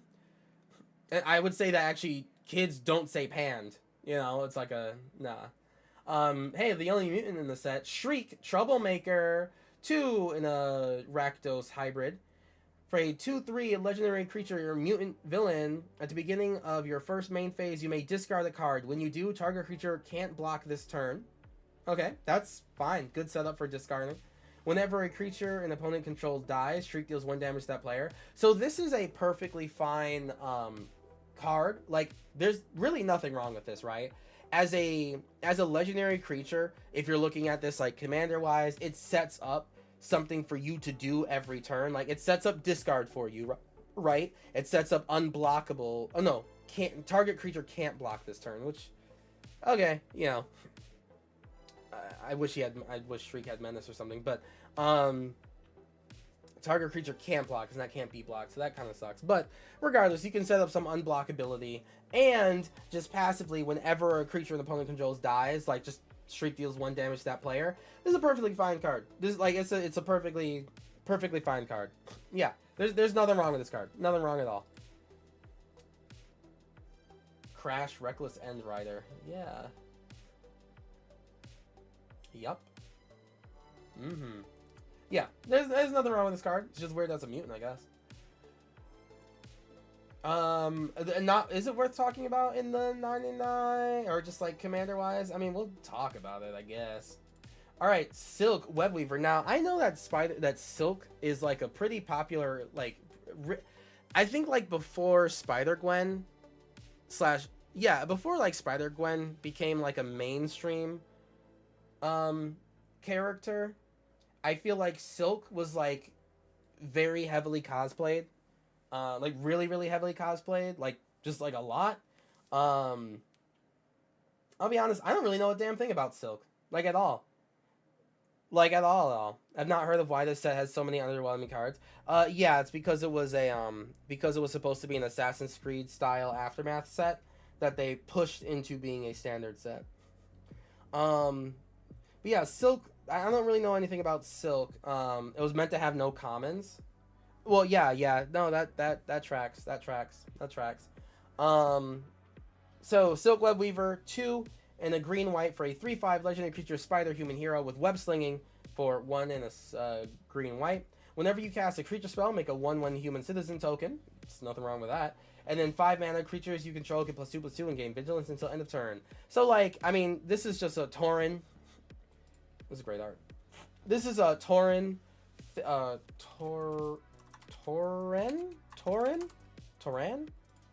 Tauren. Yeah, this is just Tauren's Fist of the Angels, but these human soldiers have training, so that's kind of better. But like, this is fine. Like, whatever. You upsling this in, cast creature spells, make goobers. I mean, it's fine. And then at some point, you can pay 5, and if you have 10 mana, you could pay 5 twice. Creatures you control get a big old Anthem and Vigilance. Nothing wrong with that. Nothing wrong with that at all. Torrens, yeah. It is kind of weird. Like, I kind of don't really know where this whole citizen type-o stuff is coming from, if I'm being honest with you. Like, only so many cards have it, and most of them are, like, in green-white. Like, I know that green-white as colors themselves are about tokens, and you can just make citizen tokens all well and good, just fine. Like, I get it. But it's also just, like, weird, you know? Like, it's just kind of, yeah, 1, 2, 3, 4, 5. Yeah, it's just 5 cards in here. They're all green white, or actually they're either green white or just white. So it's more of a white thing. But yeah, it's just kind of it's just a little weird. It's just a little weird. Spider-Man is your friendly neighborhood Spider-Man without the citizens of New York. Yeah, it's true. It's true. It's like root movement type stuff. Wait, what? But it is Citizens. Have wanted that for so long. No, I do like Citizens. Well, Citizens was mainly something in Capenna, right? Because like Capenna being a set that takes place like on a city. Most of the tokens were citizens or rogues, right? But mainly citizens. That's where that came from, largely. So, you know, like it's fine. It's fine. Like there's nothing wrong with it. It's just like I wish the set itself did a little bit more with that, because there's not like a citizen lord or anything. It was a very, very, very obscure creature type before Capenna. Yeah, like super obscure. Yeah. Yeah. No, it's fine. Well, the thing is, like, Spider-Man isn't our friendly neighborhood Spider-Man without the citizens of New York, but, like, Silk is the one making citizens, and then the other green-white Spider-Person's making citizens. There's no regular Spider-Man Peter Parker card that makes the citizen tokens. So, you know, like, I just don't really... Grassroots, not root. Oh, yeah, I gotcha. Yeah. It's fine. I don't know. Does Silk like fight for the people or something? I don't know. Is she worth talking about? Yeah. As a commander, I mean, probably not. If you really like Silk as like a character to cosplay and you want to build a Silk deck, like you totally can. You get to do green white Selesnya tokens like really easily. Like just like hey, how do you play green white in Magic? Boom, Silk Selesnya tokens. Like go for it, go ham. And, like, you know, she'll guide you right into that format. But, you know, you would build Sick, you build it, hey, build Citizen. Yeah. Well, it just sucks that she's not red, right? Because, like, Citizens are more like the Cabaretti stuff in Capenna. So it kind of sucks that you don't get the full width of Citizen typo because she doesn't have red. You know what I mean? Like, it just kind of sucks that you're locked out of that. You only have the green, white... Cabaretti cards that do citizens, and there's actually just like a lot less of that, you know. She's just the same list as Torrens, just with less trainers, more ramp. Yeah, sure, yeah, for sure. The new Capenna citizen stuff didn't go anywhere either. No, I mean no, there were some enchantments and stuff that were Cabaretti and made citizens specifically, but like it's all good, it's all fine. All right, Skyward Spider, blue white for a 2/2 creature spider human hero. Not a legendary. Ward 2, and this creature has flying as long as it's modified. Well, it's a common, so you know, like it's fine. What would Uncle Jonah do if he saw me now? Uncle J. Jonah Jameson.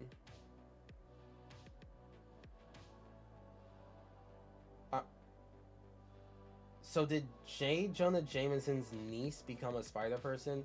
Man, leave the man alone, dude. Holy shit. Leave J. Jesus Christ. Just, no one can let that man just stew in his own anger. Yeah, that made me so sad. Yeah.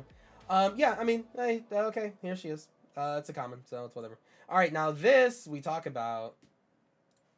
Alright, now chat. I do actually really like the Through the Omen Paths version of this, by the way. Like, I actually really like this. It's just, like, cool. It's just really cool art.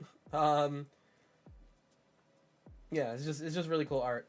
I'm gonna need a copy of all of these arts, by the way. Like, I'm gonna need a copy of all of this. All of this. Is that Thor?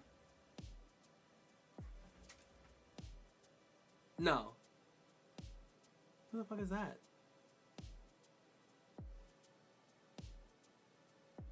Who is... Whatever. I don't care. Yeah, I like Penny Parker's one of my favorite Spider people. I am kind of disappointed that she doesn't have a rare version of herself. I feel that she's like pretty popular from Into the Spider-Verse. Like I think that I feel as though Penny Parker's really popular, but I am biased, so you know, I'm 100% biased on it. But I felt that she deserved a rare, but it's fine. The uncommon's actually really cool too. So, 3 white and a blue. For a 4/4 legendary artifact creature Spider hero with vigilance, and when Spider enters, put a +1/+1 counter on target creature. Whenever a modified creature you control deals combat damage to a player, draw a card. That's she does. Listen, she doesn't say whenever one or more modified creatures you control deal combat damage to a player, or one or more players. If you have 5 1/1s that have counters on them, and all 5 of them hit one player, you draw 5. If all 5 of them hit separate players, you draw 5. That's really good. Hawkman? Maybe, I don't know. This is really good. This is a really, really good card. Like, really good. This is actually just good. Very neon. Oh, yeah, no, I mean, it's a Japanese name for sure. Komanosu? Komanosu?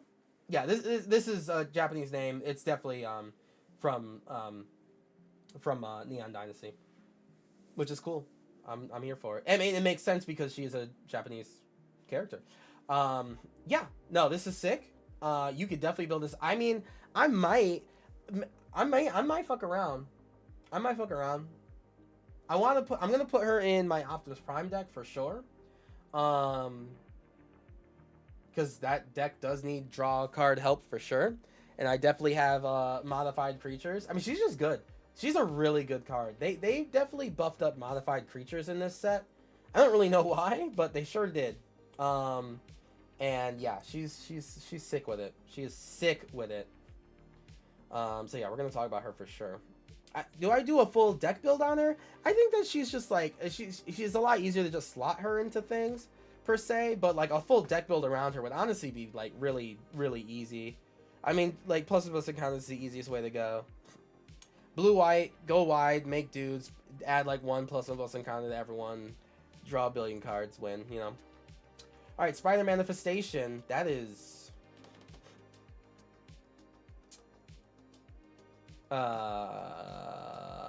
Are we in Duskmorn?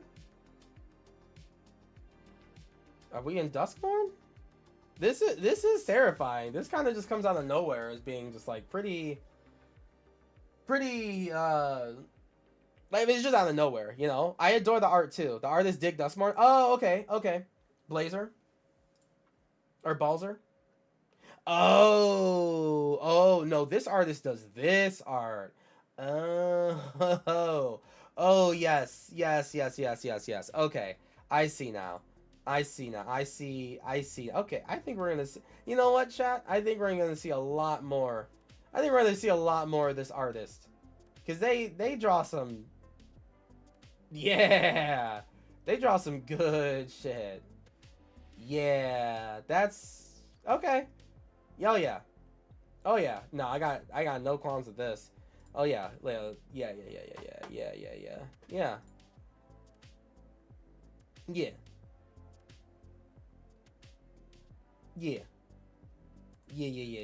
Okay. All right. I get you. I was unfamiliar with your game, Bowser, but you did the Great Unclean one? Hell yeah, you did. Oh, I love this card. This card's so fucking good. All right. Yeah. Anyway, back to this card. 1 in a hybrid Gruul for a 2/2 Spider Avatar with reach, and tap for either red or green mana. Whenever you cast a creature spell, mana value 4 or greater, untap this creature. Literally nothing wrong with this card. This card's perfect. This card's perfect. There's nothing wrong with it. Not a single thing. Not a single thing wrong with this card. This card's great. Yeah, this card's great. That's it. There's no notes. It's just a good card. We don't need to talk about it, but like it's good. It's a good card. If you know that you're gonna be casting big things, like if you're going on the higher end of Gruul Stompy, yeah, dude, like for sure, absolutely, yeah, literally nothing wrong with this card. No, and you know, we will talk about it on cards that are just good. Yeah, for sure. All right, Spider Girl Legacy Hero. Damn. She looking kind of bad. Spider-Girl, Legacy Hero. Green and white for a 2/2. Legendary creature, Spider-Human Hero. During your turn, Spider-Girl has flying. When Spider-Girl leaves the battlefield, make a 1/1 human creature token. What is a card you need so good? Can you tell me why? Can you tell me why? As someone who plays that regularly, we have like 4 or 5 better versions of that dork in mono green. Yeah, in mono green. That's boring. Because I will sack it and get it back. Okay, you're gonna do some goofy stuff. So I like this card because it makes me scream Infinite Blink for a completely average ability. It is a completely average ability. It is the most average ability you've seen. But yes, yeah. I mean, listen, hey, you said that you're gonna make a civilian deck, and she definitely goes in there for your civilian deck. I mean, hell, this might be, if you know that you're gonna go Infinite Blink, you might as well just have this as your commander, actually. But yeah, I mean, go for it. Fortunately, she doesn't fit in the Esper Pixie shell. Not that she's good enough for Pixies. Yeah, no. This is probably Nasty in your Bilbo deck. Bilbo, which Bilbo? Oh, is that the birthday one? The birthday one? Okay. Okay. Yeah. Fuck it. Sure. Yeah. I'm here for it. I believe in you. It's a Soul Sister deck. Gotcha. I mean, that makes sense. Yeah, I mean, like, the leave the battlefield... I mean, the leave the battlefield part's kind of weird to me, right? Is that not, like, just at least a little weird? Is it fair to just say that's, like, a little weird? She dies and makes it a civilian? What's like the theme of that? What's like the lore of Mayday Parker here? Like, she's the first child of Peter and Mary Jane, continues her father's legacy. I get it, okay. And then when she like perishes in an untimely accident, she makes like a civilian or something. I don't know. I assume Flickering and Soul Sisters? Yeah, I mean, like, I get it. It fits so well with Chthonian Nightmare. True. I know it says leaves. I know it says leaves and not dies, right? I'm just saying, leaves could mean she gets exiled into the abyss, or dies, or gets bounced back to hand, but we're in, like, green-white, so it's gonna be, like, it flickers or something, she goes home, and then she comes back, but she brought the human with her when she, I don't know. When she isn't a superhero, she's a citizen. I think that's, like, the closest I could get, right? Like, when she takes off the mask, she just becomes, like, a normal, regular May schmo, I guess. Yeah, no, I mean, that's fair. Either way, she's cool. I won't talk about her. I don't think she's, you know, in the, like, hey, you gotta put this in your green-white Selesnya deck sort of card. Alright, Spiderman 2099. Blue-red for a 2/3 legendary creature, Spider-Human Hero. From the future, you can't cast Spider-Man 2099 during your first, second, or third turns of a game. Double Strike and Vigilance. At the beginning of your end step, if you've played a land or cast a spell this turn from anywhere other than your hand, Spider-Man 2099 deals damage equal to his power to any target. Okay, so let's read that again. So 2 mana, 2/3. You can't cast him during your first, second, or third turns of the game. Fine. Double Strike, Vigilance. So Double Strike, Vigilance is a very aggressive card, okay? Like, I know he's an Izzet, but Double Strike Vigilance really makes us want to make him stronger. Let's see if he has abilities that... Let's do that. At the beginning of your end step, if you've played a land or cast a spell this turn from anywhere other than your hand, Spider-Man 2099 deals damage equal to his power to any target. So this is, like, as a commander, you can definitely make him as your commander. That's, like, without a doubt. I definitely think that you can, and I think that's a viable thing for sure. We gotta do, like, red impulse draw things and everything like that. If you've played a land or cast a spell, I mean, so this does say, like, and it's only your end step, so, you know, you are limited by your end step only, And even if you impulse drew like 50 cards and you played 50 cards, you still only deal his power to any target once. I mean, it's a little slow. It's a little slow. Worth mentioning in 2099, you can play him in your opponent's first, second, or third turn with Leyline. That is funny as fuck. Hi, what Spider-Man card is in this game? Not all of them, but like a lot of them. A lot of them, Lily Pandas. Good to see you. Solid short on that. Yeah, that is pretty funny. Yeah, a lot of them. Right now, we're looking at Spider-Man 2099. I mean, this card is fine. As far as like a commander goes, chat, I'm just like, just from a commander perspective, as a commander perspective, it is a little unfortunate that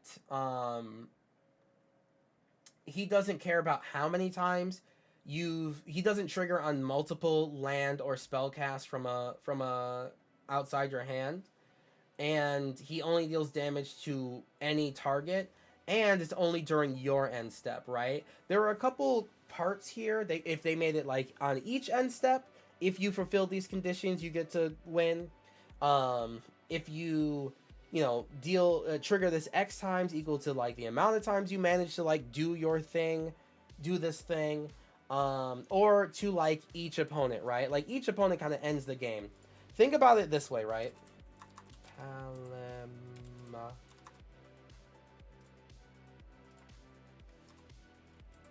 Palamacia? No. Palamacia. That's right. Palamacia. Right. So, like, think of it this way, right? Think of it this way. The Emperor of Palamacia is, in my humble opinion, one of the best Izzet commanders ever made in terms of being able to get people into the ideas and themes of Izzet. I think this is the like most perfect baby's first Izzet commander ever made. And like on the front, you see on the front it's a mana dork for your non-creature spells. You see that there's a theme of like casting non-creature spells at like a certain cost. So there's like a mini game in what you're doing to like make sure that you're triggering your commander to do the thing, right? And it makes you make a like slightly lesser deck, but you do learn why it's worth it after a while. And then, right, the backside finishes games, right? Like the backside, once you do your thing, it starts actually ending games because it deals X damage to each opponent based on your progression of your deck. I love this commander. I truly think that this is the best Izzet commander for like introducing people to Izzet that they've ever made. Now, this is great.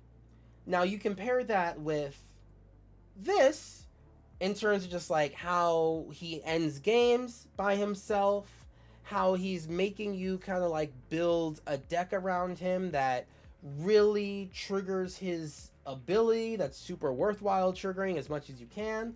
And it's just like not the same thing, Giving Palamacia Infect is nasty. I mean, yeah, giving Insect on... I mean, yeah, sure, Spider-Man 2099 with Infect is nasty, for sure. Although, I mean, Palamacia does it to each opponent, right?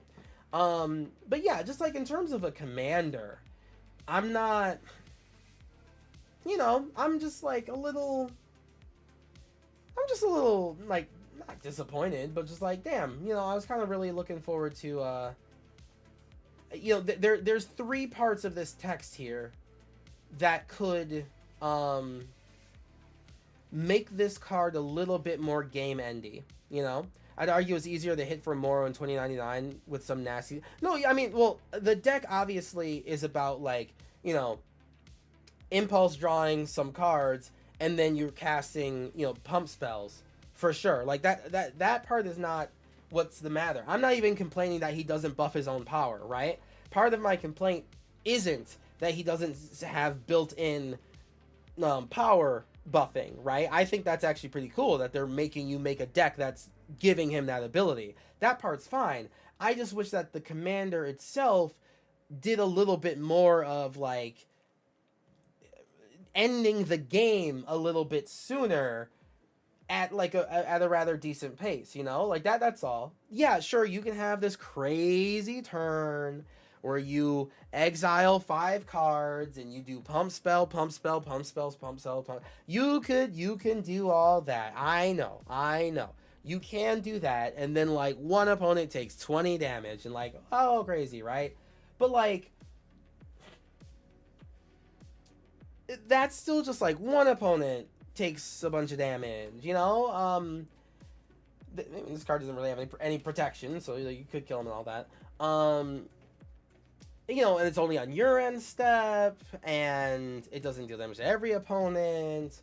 It's only like if you cast one thing. I don't know. You know, I just kind of, especially coming from something like the Emperor of Palamacia, I was just certainly in the mood for something that did a little bit more game-endy coolness instead of just like the kind of one target at a time. That's all.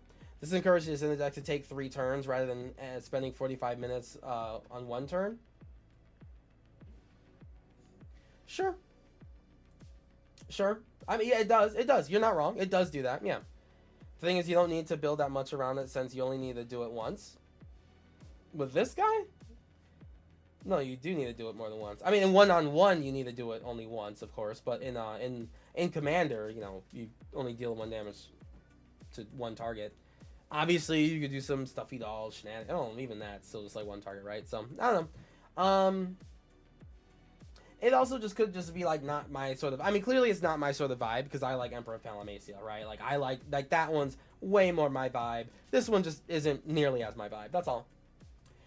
But we will talk about them. Some commanders make you build your entire deck around playing from exile, but you only need to do it once per turn, so the rest of the deck can be optimized for power. That is true, right? We don't need to do impulse draw deck. See, now Gwen Ghost Spider, you know, that kind of incentivizes, like, you know, do it as many times as you can so she can get more counters and blah blah blah.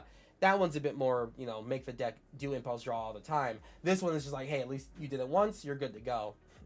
And the rest is spell buffing. Yeah, like it's fine. It's like it's a fine card, and people will still find a way to kill with it. It's just not exciting to me because I did want it to kill more everything. Impulse.deck will have way more dead cards in 2099. Oh yeah, way more dead cards. Two-handed battle axe doubles its power, for instance. Exactly. Right. Those will all be really good. I think this deck will be pretty easy to build, personally. Alrighty. So yeah, we'll talk about him. Alright, Spiderman India 3 green white for a 4/4 legendary creature spider human hero with web slinging 1 and green white. Paviter's Seva. I don't know. Whenever you cast a creature spell, put a +1/+1 encounter on target creature you control. It gains flying until end of turn. Yeah.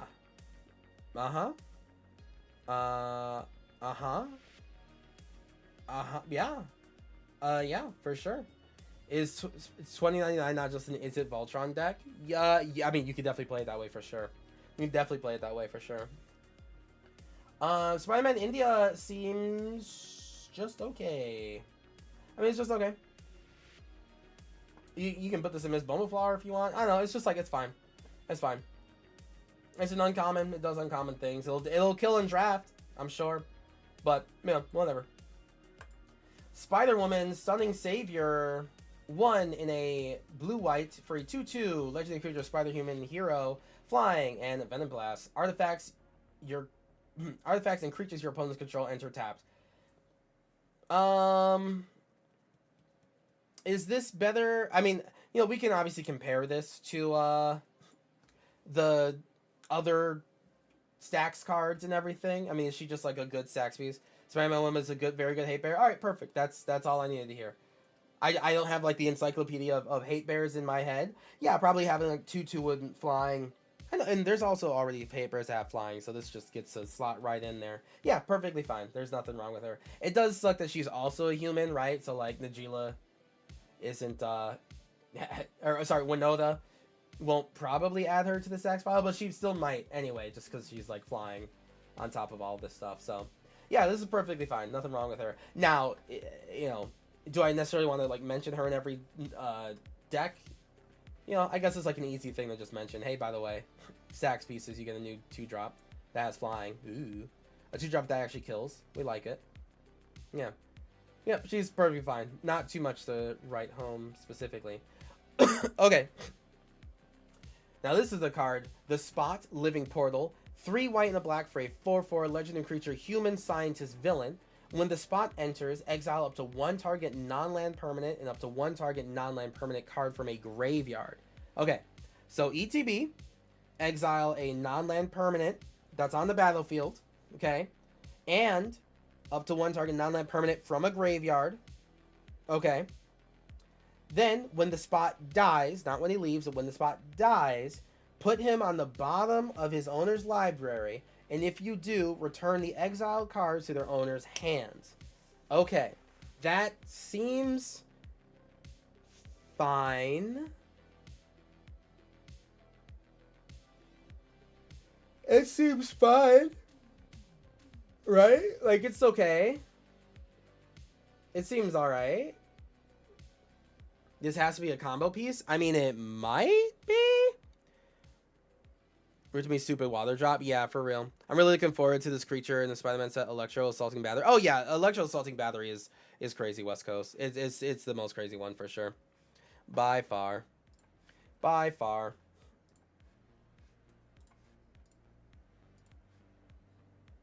Yeah, it's the wildest one. Taylor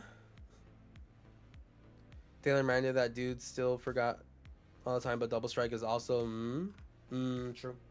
Yeah, this is like fine, you know, like it's all right. I can't immediately think of any like super big combo that we're putting this in, because it is just kind of go back to your hands and everything like that.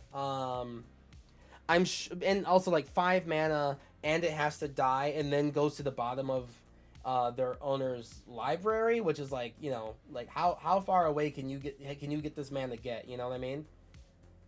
Like if he said when he I don't know, yeah, like I feel like you're only doing this once, you know? As your commander, I guess you could kill him and then put him to the bottom of your library and then put him into the command zone just to get like a card from the field and the graveyard out of the way. I just don't really know what you're doing with that. So yeah, I'm not gonna belabor. Also, look at this art form, fucking crazy.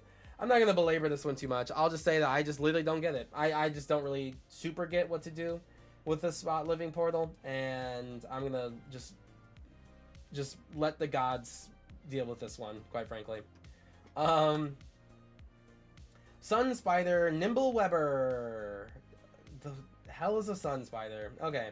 1 blue-white for a 3/2 legendary creature spider human hero. During your turn, Sun Spider has flying. Okay. Sun Spider enters, search your library for an aura and equipment card, reveal it to your hand, and shuffle. Yeah, that's like fine. For 4 mana, you know, there's like obviously better tutors in those colors, but if you want to run a spider person, go ahead. Yeah, that is super fair. I don't really have anything more to say about this card. Am I missing anything? Bottoming and bouncing a replacement, Death and Exile, kiss their corresponding zones. Right. Right.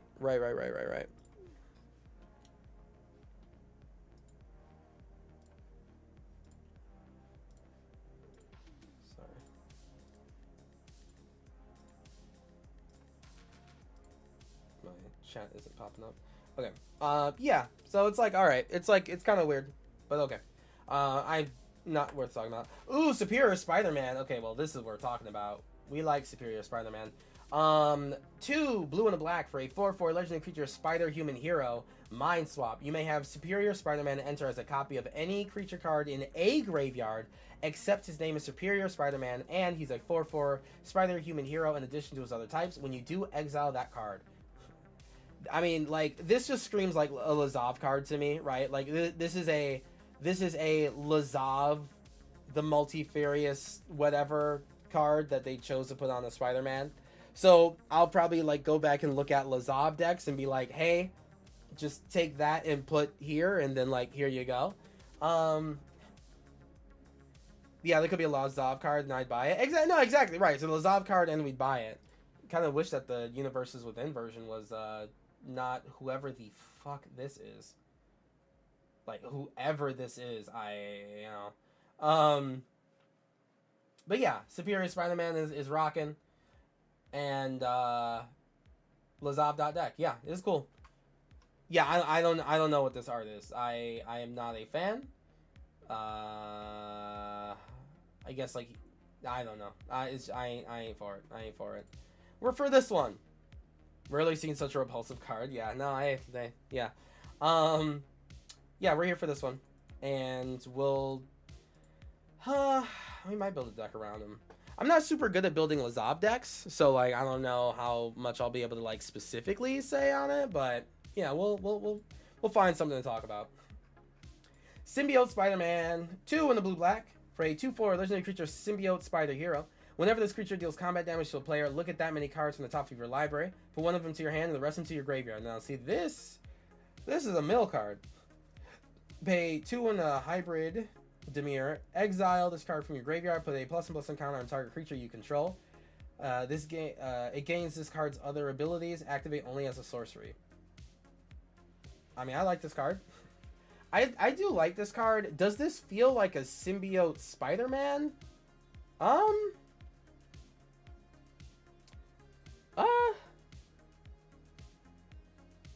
Not really. I don't.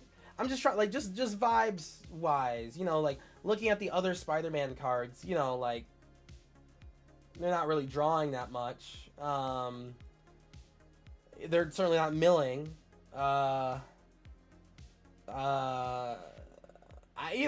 just like, and I know the symbiote's on them, but just like, what part is the spider? Like, where's the Spider-Man part? You know, but like, hey, it's fine. It is what it is. Yeah, shit, I don't know, dude. That's a fun commander. Spread the symbiote suit. Yeah, like it is spreading the symbiote suit, which is kind of more of like a my defense on this critique is that like that's more of like a symbiote thing, not specifically like symbiote Spider-Man thing. You know what I mean? Like symbiote Spider-Man. I guess like when he's dead, he's in the graveyard, so the symbiote gets off of him and goes affects someone else. I don't know. But this set seems rushed/forced. Cody, you are correct. You are not wrong. Symbiote Spider-Man is at many points pointedly not Spider-Man. Yeah. I guess like yeah, you're not wrong. And this sure doesn't feel like Spider-Man. Yeah, I don't know. I was thinking maybe just like it would just feel more like a mixture of both. I don't know. But as a commander, you can keep doing it. Right, yeah, you get to exile, find a new host. Right. Yeah, it is what it is. But regardless, it is definitely more of a mill commander. I do like giving that ability to a different creature that could probably like use this a little bit more, you know? Like this creature's a 2/4. You'd probably just like let it die, but then give it to a big boosty guy. And then, you know, do a lot more stuff. So different, put on the same creature. True. It gains its card's other abilities. Yeah, true. Alrighty. Yeah, I mean, do I really want to talk about this? It's like really out of my wheelhouse, I think. Yeah, I don't know. This is not really like my big vibe. Maybe. There's a maybe that we'll talk about it. All right. We're almost to the end, chat. We're like literally 4 cards to the end. Ultimate Green Goblin. That's ugly.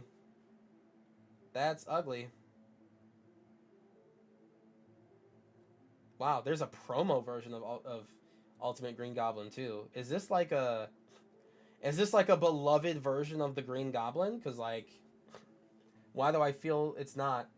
Ultimate Green Goblin 1 hybrid Rakdos. 5/4 legendary creature Goblin villain. At the beginning of your upkeep, discard a card, then create a treasure token. Wow.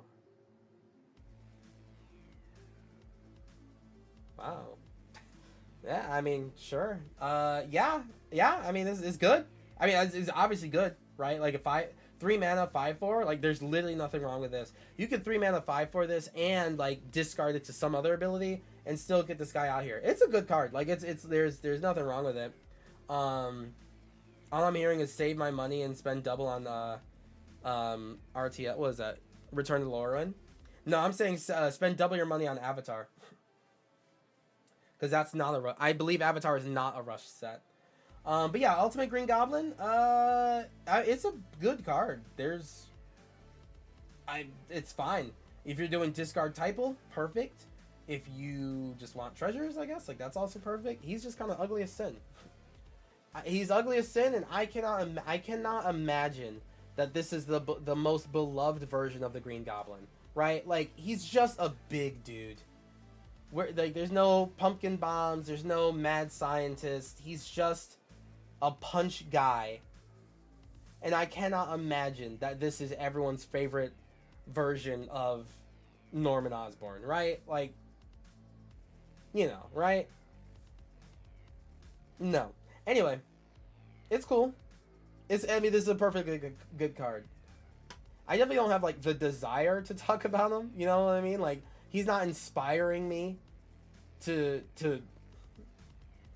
I gotta build a 100 card deck right now. Look at how cool this guy is. Like, definitely the opposite of that, but, you know, I can't deny that he's perfectly fine.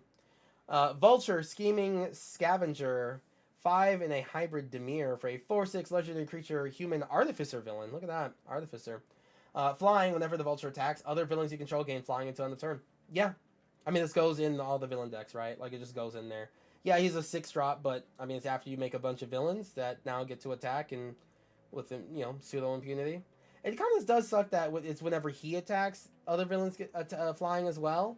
But he is a 4/6, so, like, he'll live. He will live the attack. He will survive whatever combat he's getting into, so it's fine, and he has to attack. It's like, so okay. For all that web slinging Spider-Man you seldom look up, that is true and funny. And then this is the Universes Within card. They're on Avishkar stealing stuff or whatever. Cool. Yeah, I mean, this goes in the villains deck for sure. You're not going to make a deck around this, of course. That would be very silly and dumb and really boring, but, you know. Web Warriors. Who was that? In the back. We didn't cover this person in a, like, basically full Venom suit. And where's Penny Parker? Whatever. Who's that one? Is that just regular Peter Parker? Anyway, 4 green and a white for a 4/3. When this creature enters, put a +1/+ encounter on each other creature you control. Yeah.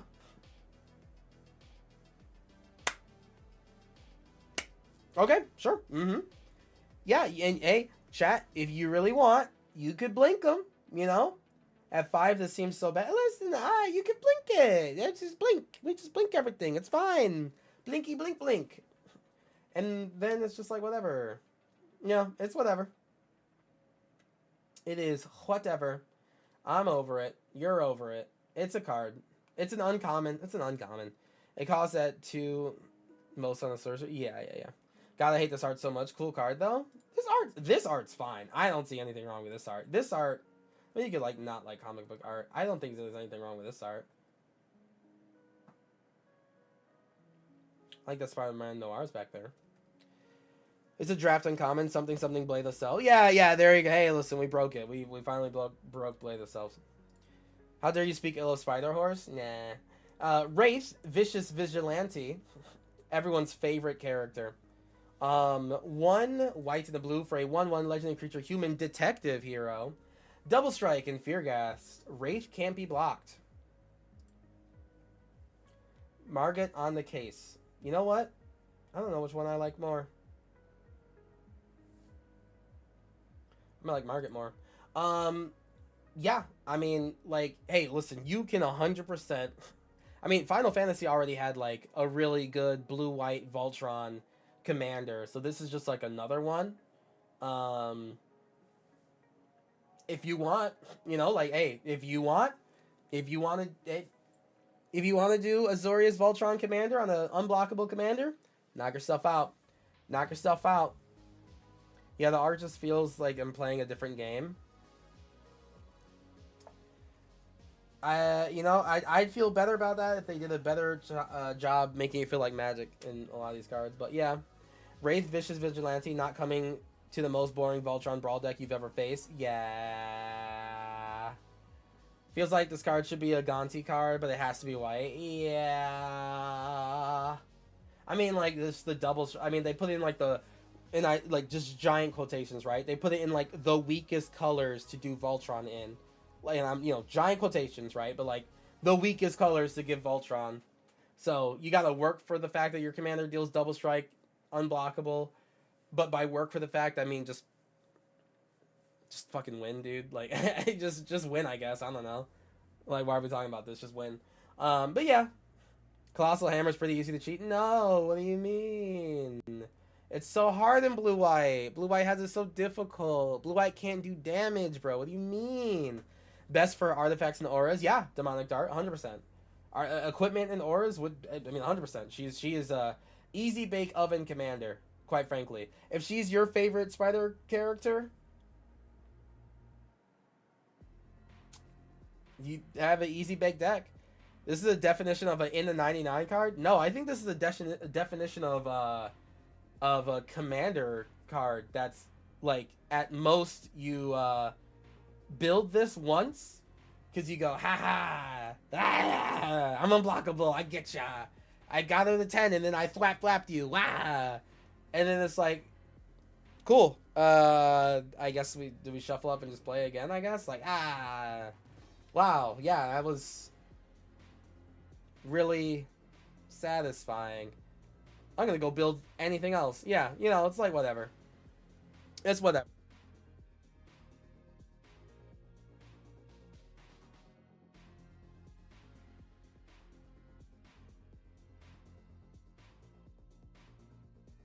It's very whatever.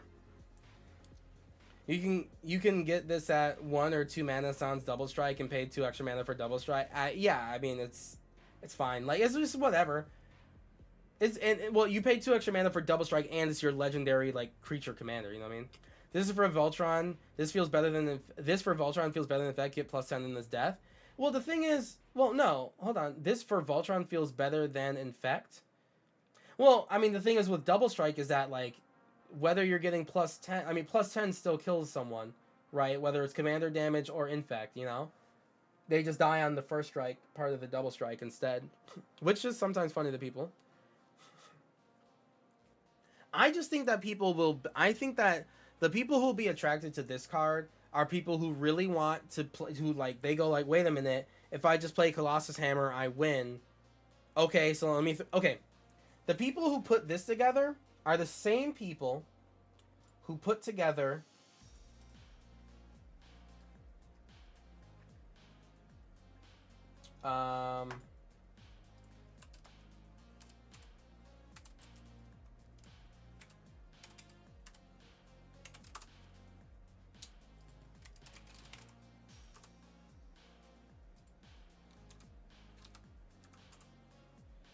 Absolute Virtue. It's the same people. It's like it's a 1-to-1 overlap. The same people who would put together that deck put together this deck, and then they played it once. They got it out of their system, and then they went to do literally anything else that Final Fantasy gives. Anything else. That's all. That's all. That's it. That's all. That's all it is. That's all it is. It's the same people. You know, God bless them. Godspeed. And that's it. That's all. Same crowd. So, yeah. Cool. I mean, hey, have fun. Kill people with Colossus Hammer on turn 2 once, and then either your opponents just kill it for the rest of all time, or you play just literally any other deck in Magic. Alright, and that's the last uncommon card, chat. So we have now successfully gone over every single card, because at first we did white, blue, and black.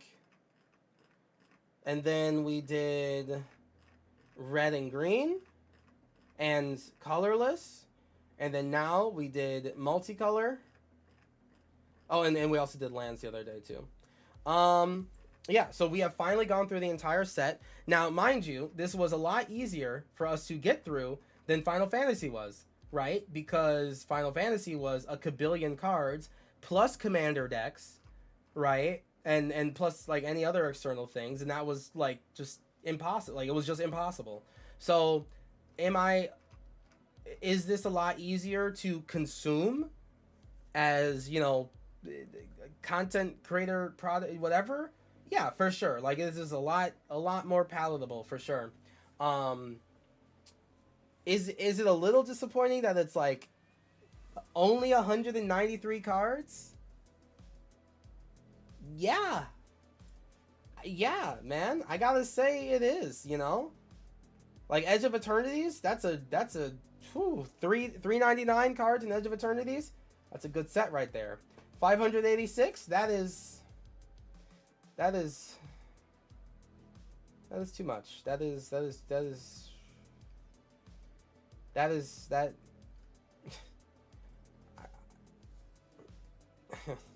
is too many cards.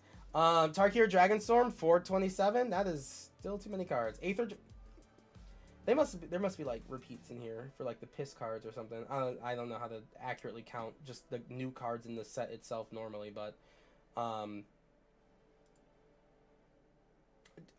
291 for Aether Drift, 287. Even Final Fantasy, 310, right? Like that's still within, you know, that's in like normal range, you know, around 300 new cards for every set. Foundations is Foundations, right? So like that's 133. That's still fine. Duskmorn 286, Bloomborough 281. Modern Horizons doesn't count. Outlaws of Thunder Junction 286, right? Like that's 280 is where we look, you know? And we're getting 6 standard sets a year. One of them can be small and easy to swallow, especially since we're getting more insert number here, more Marvel sets.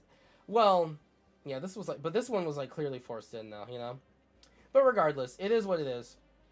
I think at the end of the day, like I can solidly say that I'm not the biggest fan of the set. I will admit that I was wrong. When I was partially wrong, right? When we were first going over these cards, right? It's like if I sort by release date, sort by release date, ascending, descending. No, this is not helpful. When we sort by release date, you know, and like the first things we saw were literally cards from the intro deck, right? Like this was one of the first 10 cards that we saw. This like literal common. You know, literally common. Nothing like, you know, we shouldn't judge anything by just like this goofy common. And it's literally from this intro deck. This intro deck right here that teaches you how to play. This was the first stuff that we were seeing from the Spider-Man set. And everyone was in chat saying like, wow, why is Spider-Man Peter Parker so bad, you know? Why is this set so underpowered and all of that? And I was just like, chat, like calm down. You know, I know that this is a mythic, but it's teaching you what flying does, okay? It's literally meant to be just a very basic, here's how to play Magic. And sprinkled it with some uncommons that are, you know, like commons and uncommons that are whatever. But I gotta say, man, the rest of these cards are kind of like not really that great. You know, the rest of these cards are just not really all that exciting. They're not that much more exciting than everything we saw earlier. I'm even just trying to see like,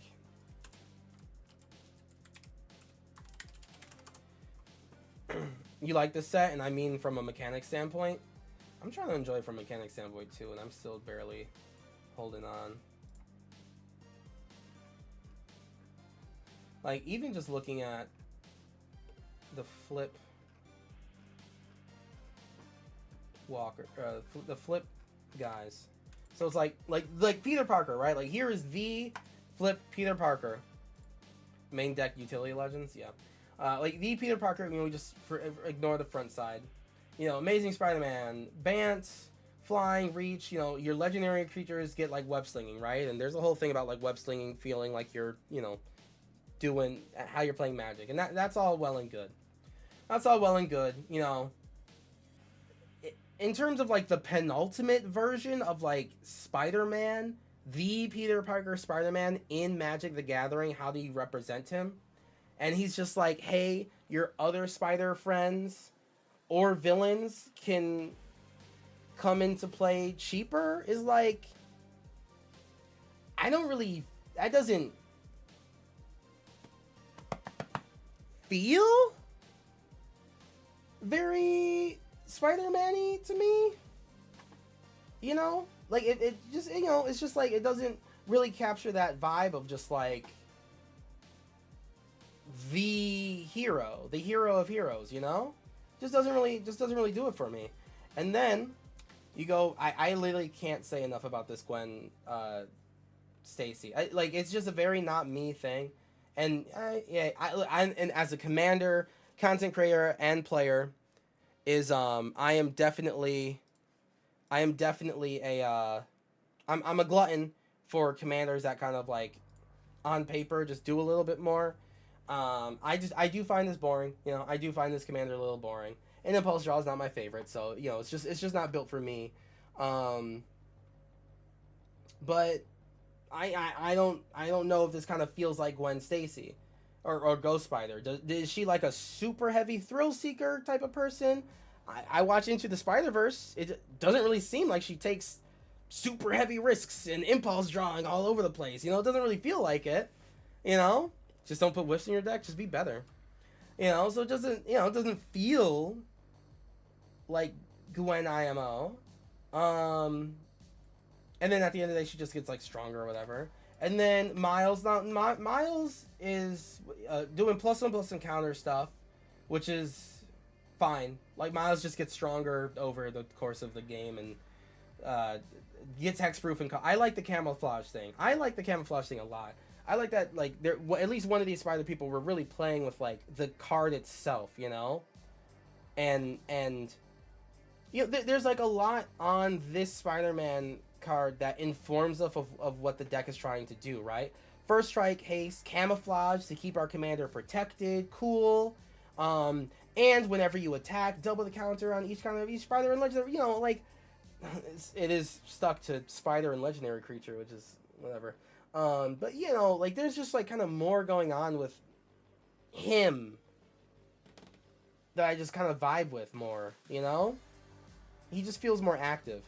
Everything you can impulse draw into there because you put it there, just knowing, just building knowing you impulse draw. Well, yeah, I know, I get that, Wilder, I get that, and you know, we're gonna deck build on this, so like I'll take the plunge to do it.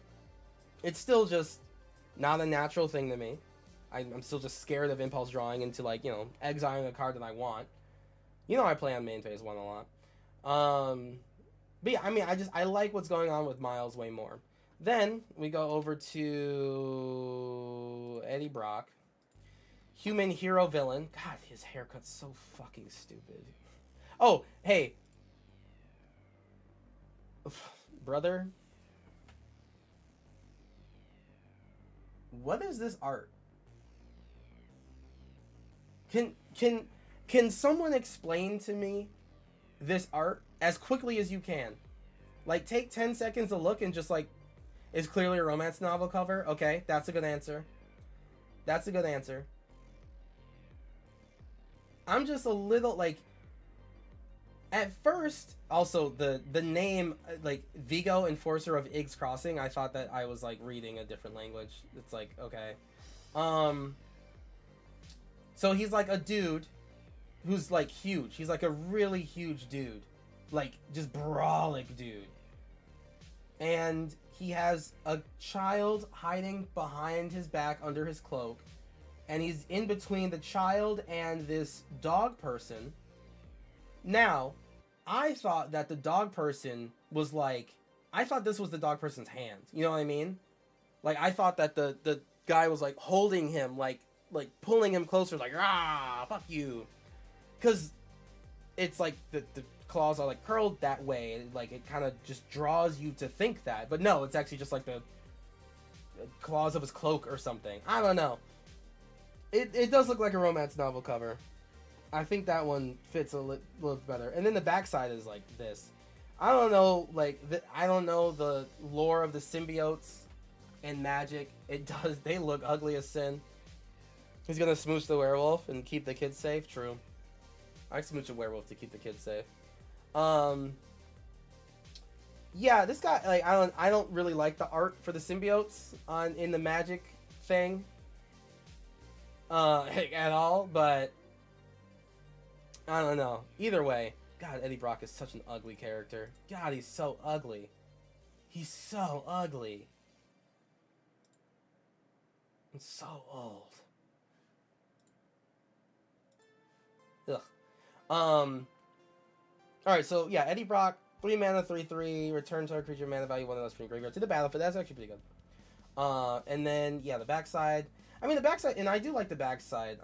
Ever Venom attacks, you may sacrifice another creature, draw X cards, and put a permanent into play with mana value X or less from your hand, where X is the sacrifice creature's mana value. God, so much words. Yeah, I mean I like this card a lot. There's definitely like some crazy sick plays that we're gonna get out of Venom Lethal Protector for sure. So I have nothing wrong with this one.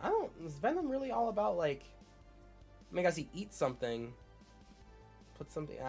I guess maybe this is on theme. Is that something? Just do everything at the same time. Yeah. No, I get it. You do draw the cards first, then put the thing in the play. So I get it.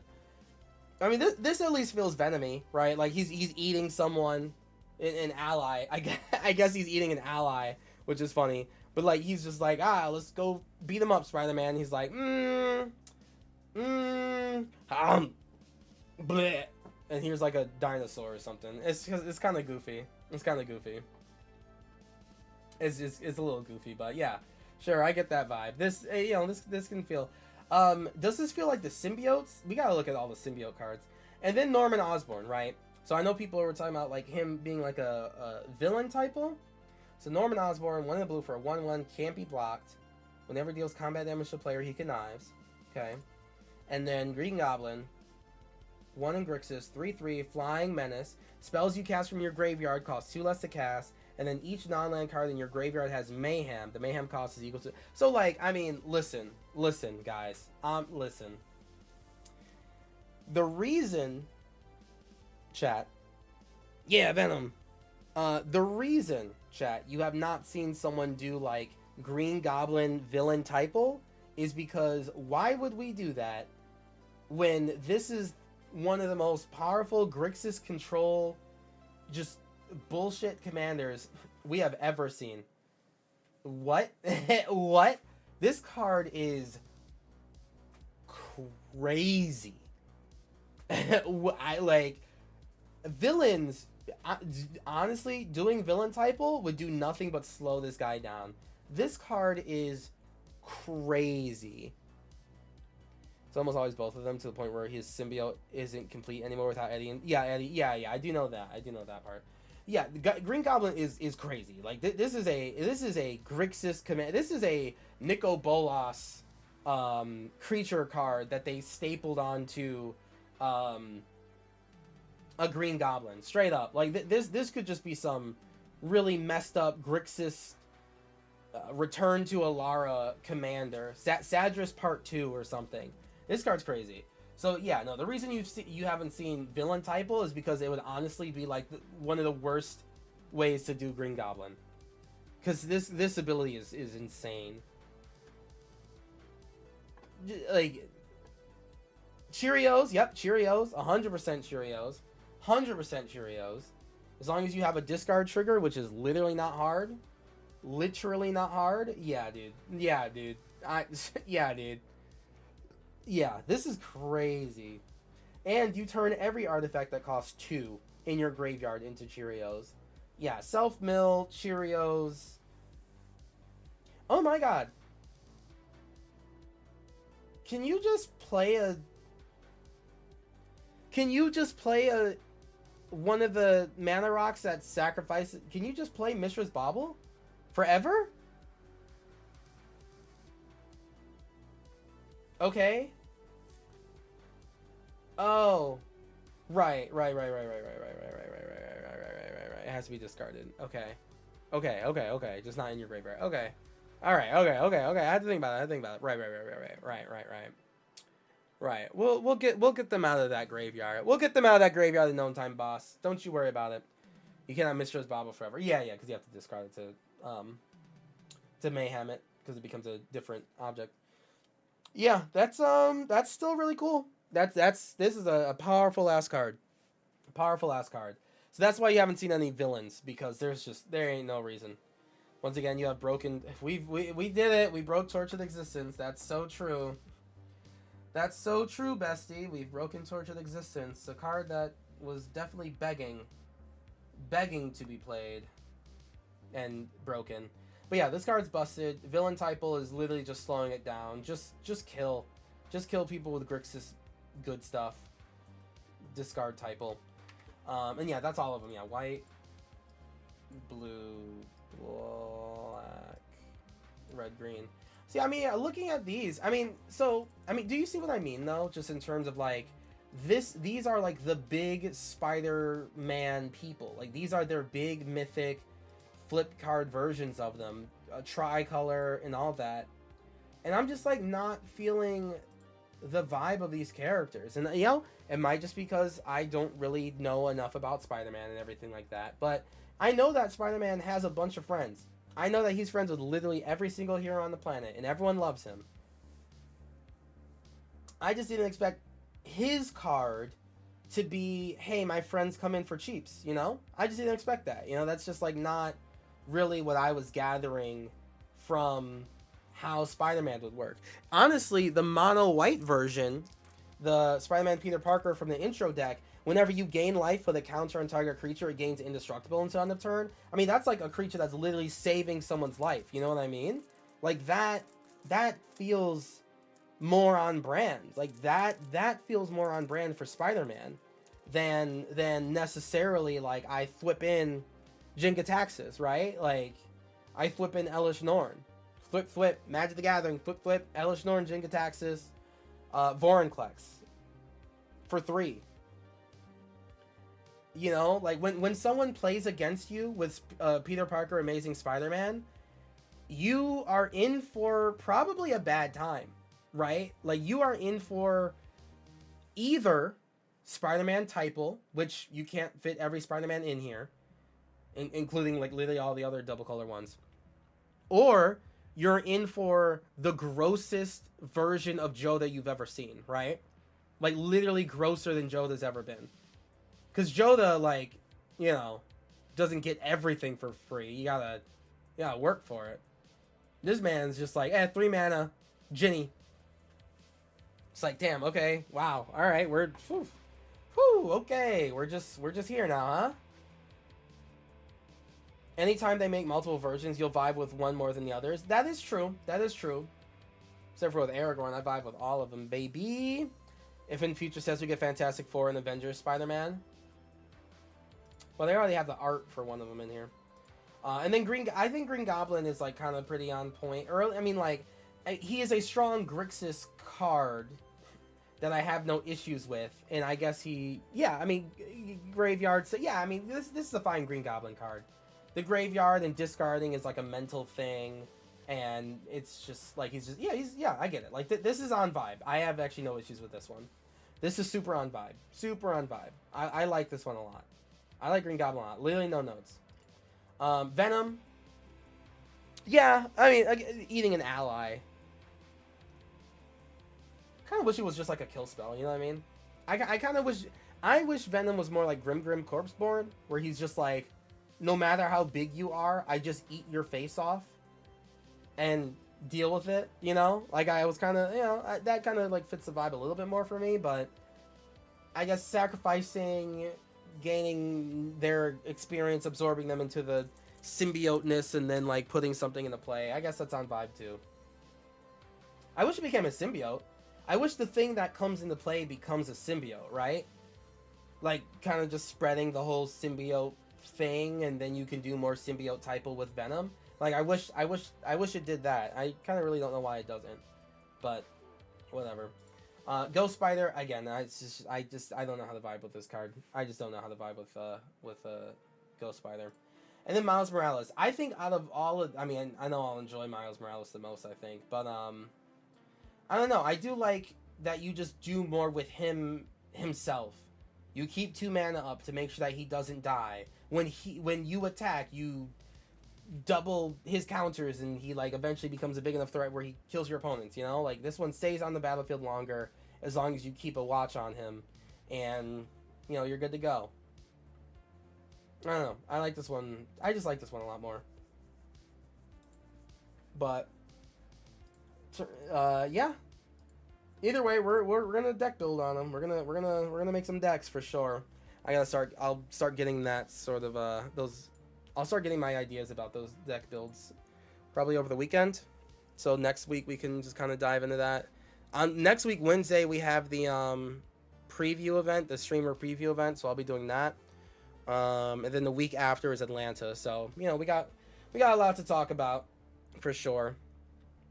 But you know how I do things, chat. We'll do the whole like breakdown of like, you know, give me the topic, and then like, okay, blah, this in the deck, and boop, boop, boop, boop, boop, boop, all that stuff.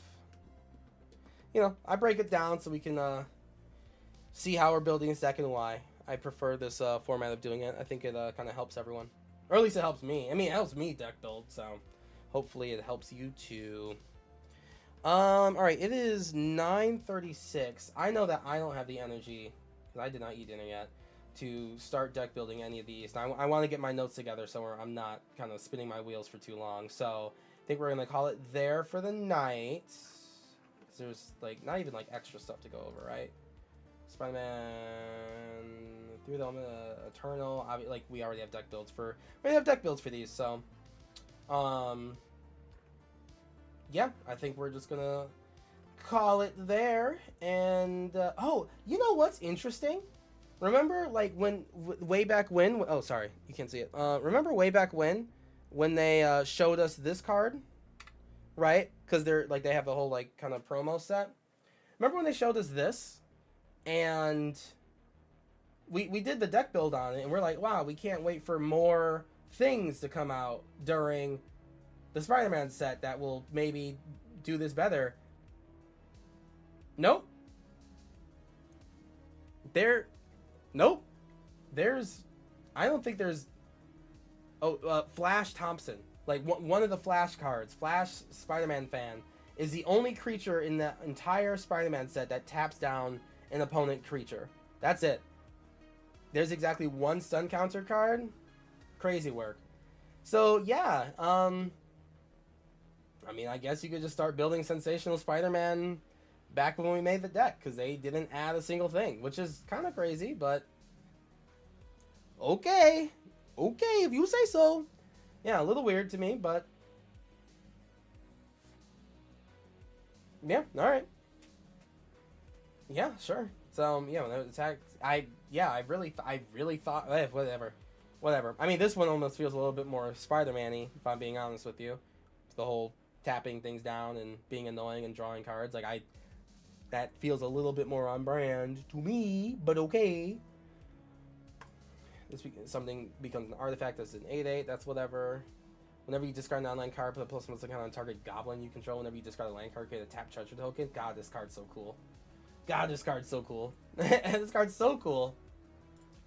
Discard 2 cards, draw 3 cards, and put a fuse counter on this artifact. Deals damage equal to the number of fuse counters on each. That's so cool. Mills 8. Target opponent mills 8. Get an artifact.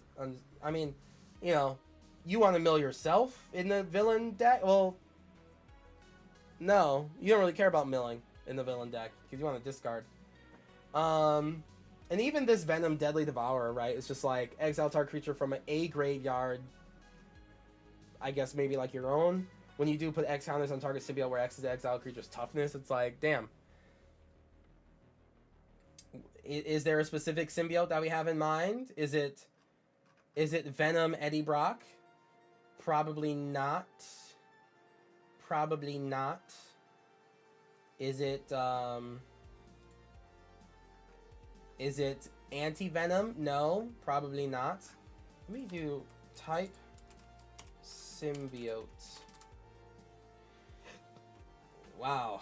There are 8 cards, chat. There are 8 cards with card type symbiote, and 2 of them cannot be played in the Venom deck. In the biggest Venom deck, the Jund one, 2 of the symbiotes can't be played.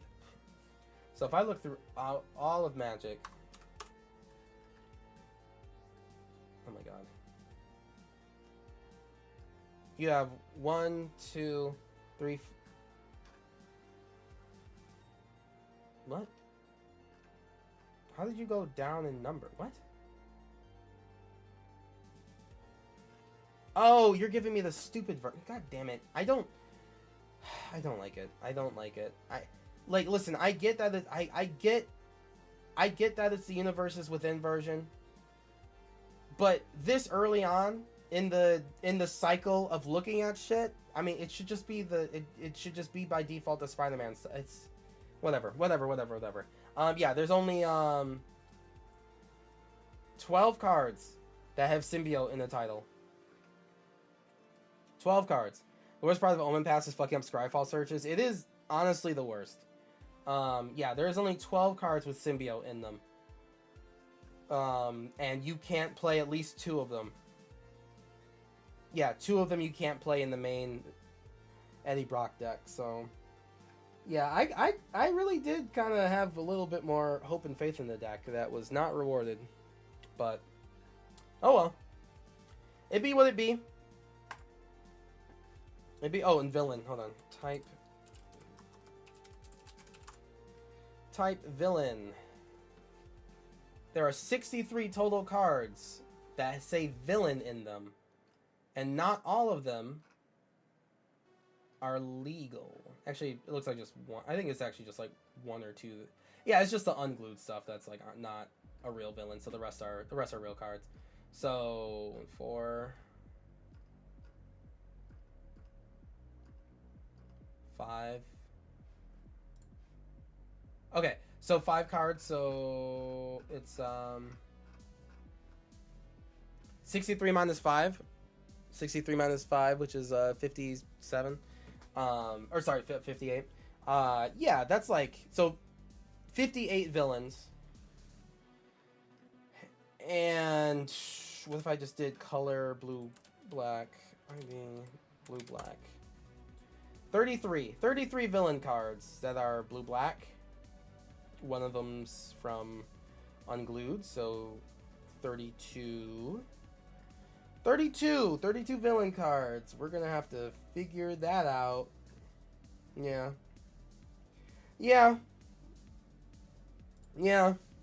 I don't know, chat.